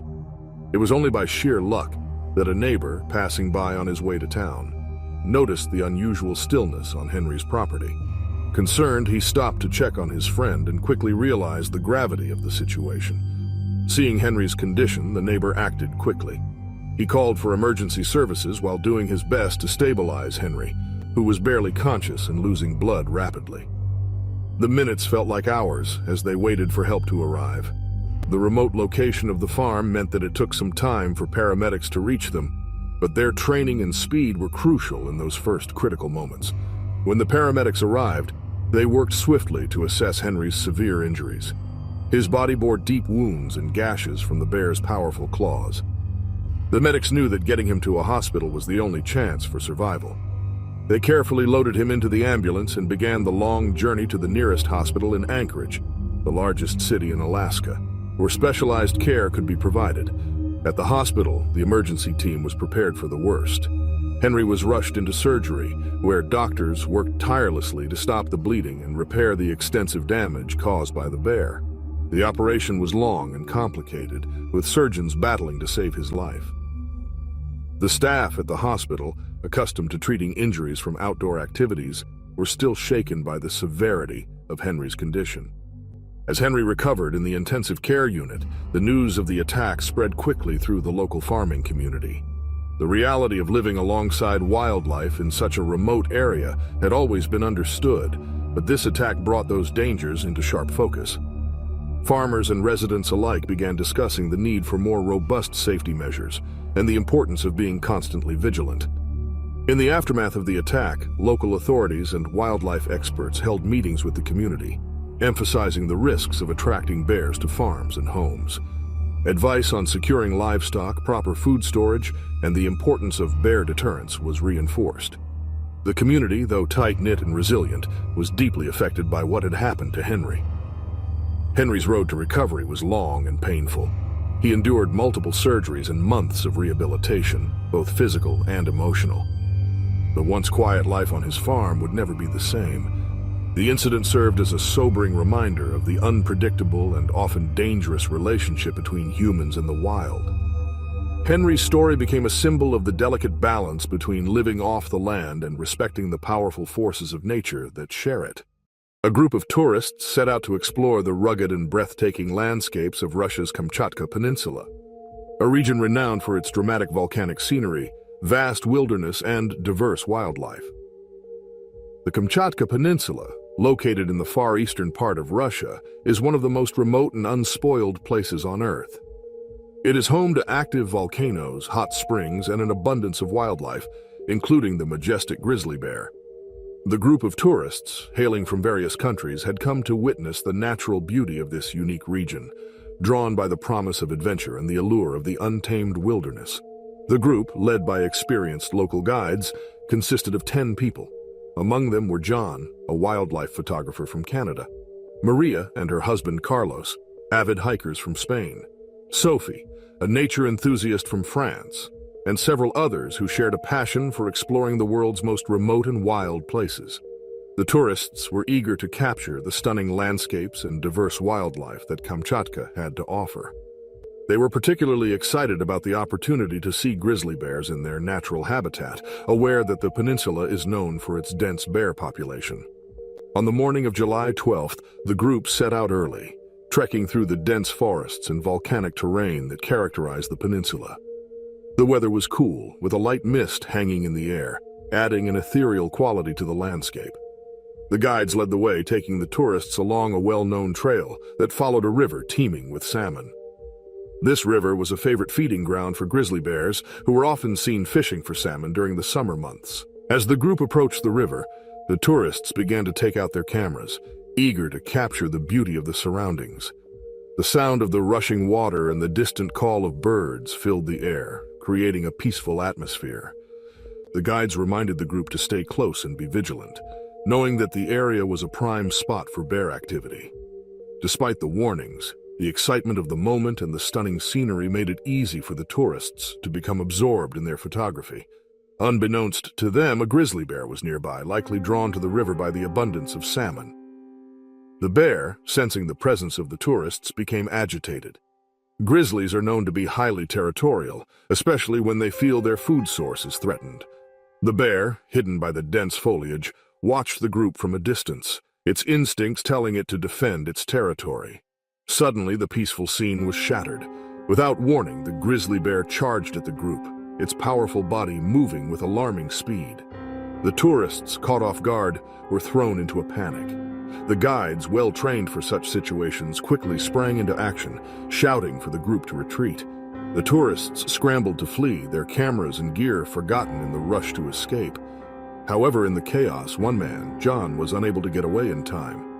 The bear, driven by its territorial instincts, caught up with him, knocking him to the ground with a forceful swipe of its massive paw. The other tourists could only watch in horror as the bear mauled him, its powerful jaws and claws inflicting serious injuries. The guides, witnessing the terrifying scene, knew they had to act quickly. They reached for their bear spray, a powerful deterrent that they always carried in these remote and dangerous regions. With steady hands, they sprayed the bear, aiming for its face. The bear, startled and blinded by the sudden burst of the potent mist, roared in frustration and backed away from John. The bear hesitated for a moment before retreating into the dense undergrowth, disappearing as quickly as it had appeared. The group rushed to John's side, his injuries severe and his condition critical. The guides, trained in emergency first aid, immediately began treating him, doing their best to stop the bleeding and stabilize him. The tourists, who had just moments before been capturing the beauty of the Kamchatka Peninsula, were now grappling with the harsh reality of the wild. The atmosphere was tense, with everyone aware that they were still far from help and that John's life hung in the balance. With no time to waste, the guides quickly organized a makeshift stretcher from their equipment, knowing they needed to get John to medical attention as quickly as possible. The nearest town with medical facilities was Petropavlovsk-Kamchatsky, the capital of the Kamchatka Krai, but it was hours away. They began the arduous journey back, moving as fast as they could through the challenging terrain, all while keeping a vigilant eye on the surroundings in case the bear returned. The trek back to safety was grueling, but the group pushed forward, motivated by the urgent need to save John's life. After several exhausting hours, they finally reached the base camp, where they were able to radio for a helicopter evacuation. The helicopter arrived swiftly, and John was airlifted to the hospital in Petropavlovsk-Kamchatsky. The medical team was prepared for his arrival, immediately taking him into surgery to treat his life-threatening injuries. The aftermath of the attack sent shockwaves through the local community and the broader world of adventure tourism. The incident highlighted the unpredictable dangers that exist in the wild, even for those who are experienced and well prepared. It served as a stark reminder that the beauty of places like the Kamchatka Peninsula comes with inherent risks that must always be respected. John's recovery was long and difficult, requiring multiple surgeries and extensive rehabilitation. The experience left a lasting impact on all involved, particularly the tourists who had witnessed the attack firsthand. The event also led to renewed discussions about the importance of following safety protocols in bear country and the need for increased awareness among tourists about the potential dangers in such remote and wild areas. The Kamchatka Peninsula, while still a place of extraordinary beauty, now also carried the memory of this frightening encounter with one of nature's most powerful predators. In January 2018, a group of experienced anglers set out on a fishing expedition in the remote and stunningly beautiful Great Bear Rainforest of British Columbia. The rainforest, known for its ancient trees, crystal-clear rivers, and abundant wildlife, is one of the last untouched wilderness areas in the world. The group, consisting of 4 men, Tom, Richard, Mark, and Steve, had been planning this trip for months. They were all passionate about fishing and had traveled from various parts of North America to experience the thrill of fishing in one of the most pristine environments on Earth. The Great Bear Rainforest is home to a diverse array of wildlife, including the majestic grizzly bear. The anglers were well aware of the risks involved in fishing in bear country, but the allure of the untouched rivers and the promise of catching wild salmon was too tempting to resist. They had come prepared with bear spray and other safety equipment, and were confident in their ability to handle any potential encounters with the local wildlife. The group arrived at their chosen fishing spot early in the morning, just as the first light of dawn was breaking through the dense canopy of the rainforest. The air was cool and fresh, and the only sounds were the gentle rush of the river and the occasional call of a bird. The anglers set up their gear along the riverbank, excited to begin their day of fishing. The river, teeming with salmon making their way upstream to spawn, was a perfect spot for a successful catch. As the morning progressed, the anglers began to reel in one fish after another. The excitement of the successful catches filled the air, and the group was in high spirits. The lush surroundings and the thrill of the catch made for an unforgettable experience. However, the anglers were not alone in their appreciation of the abundant fish in the river. Unbeknownst to them, a grizzly bear was also nearby, drawn to the same food source that had attracted the anglers. The bear, likely defending a nearby food cache or simply attracted by the smell of the fish, had been quietly observing the anglers from the cover of the dense underbrush. Grizzlies are known for their powerful sense of smell and territorial nature, especially when it comes to food.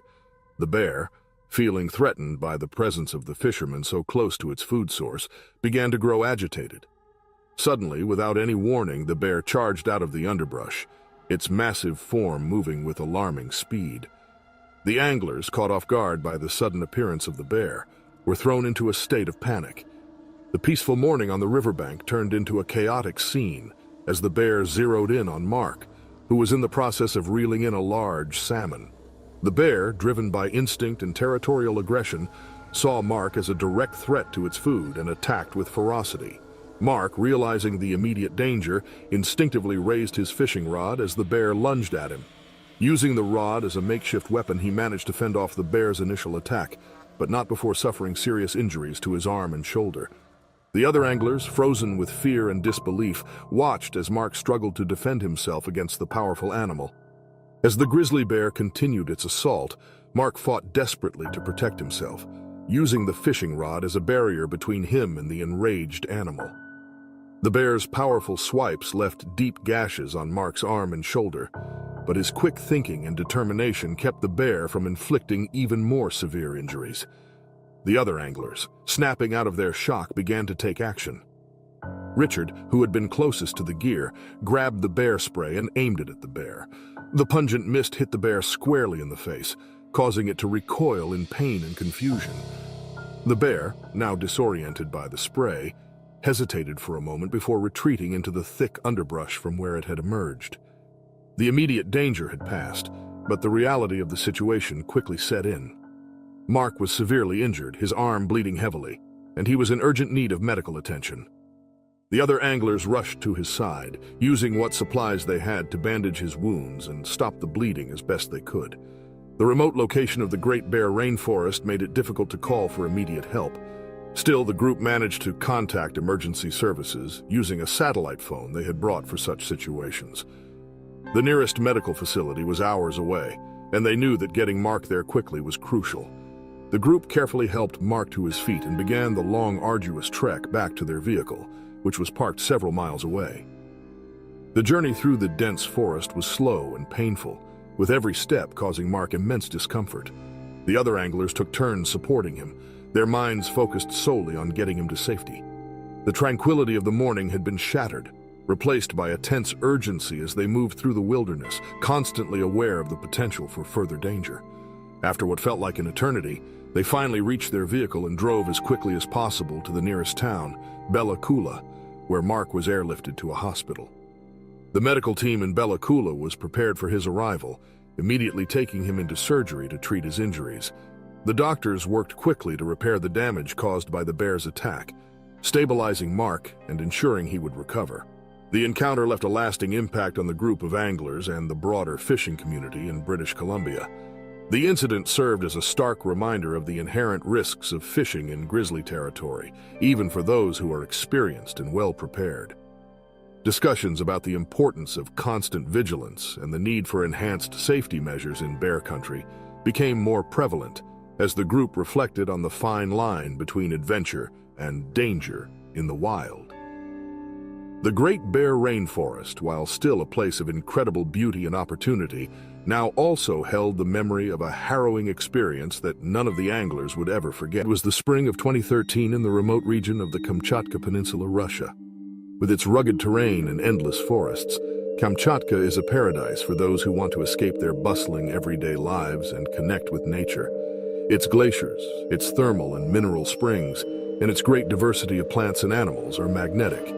And who doesn't want to explore places so remote and wild that civilization has failed to touch them?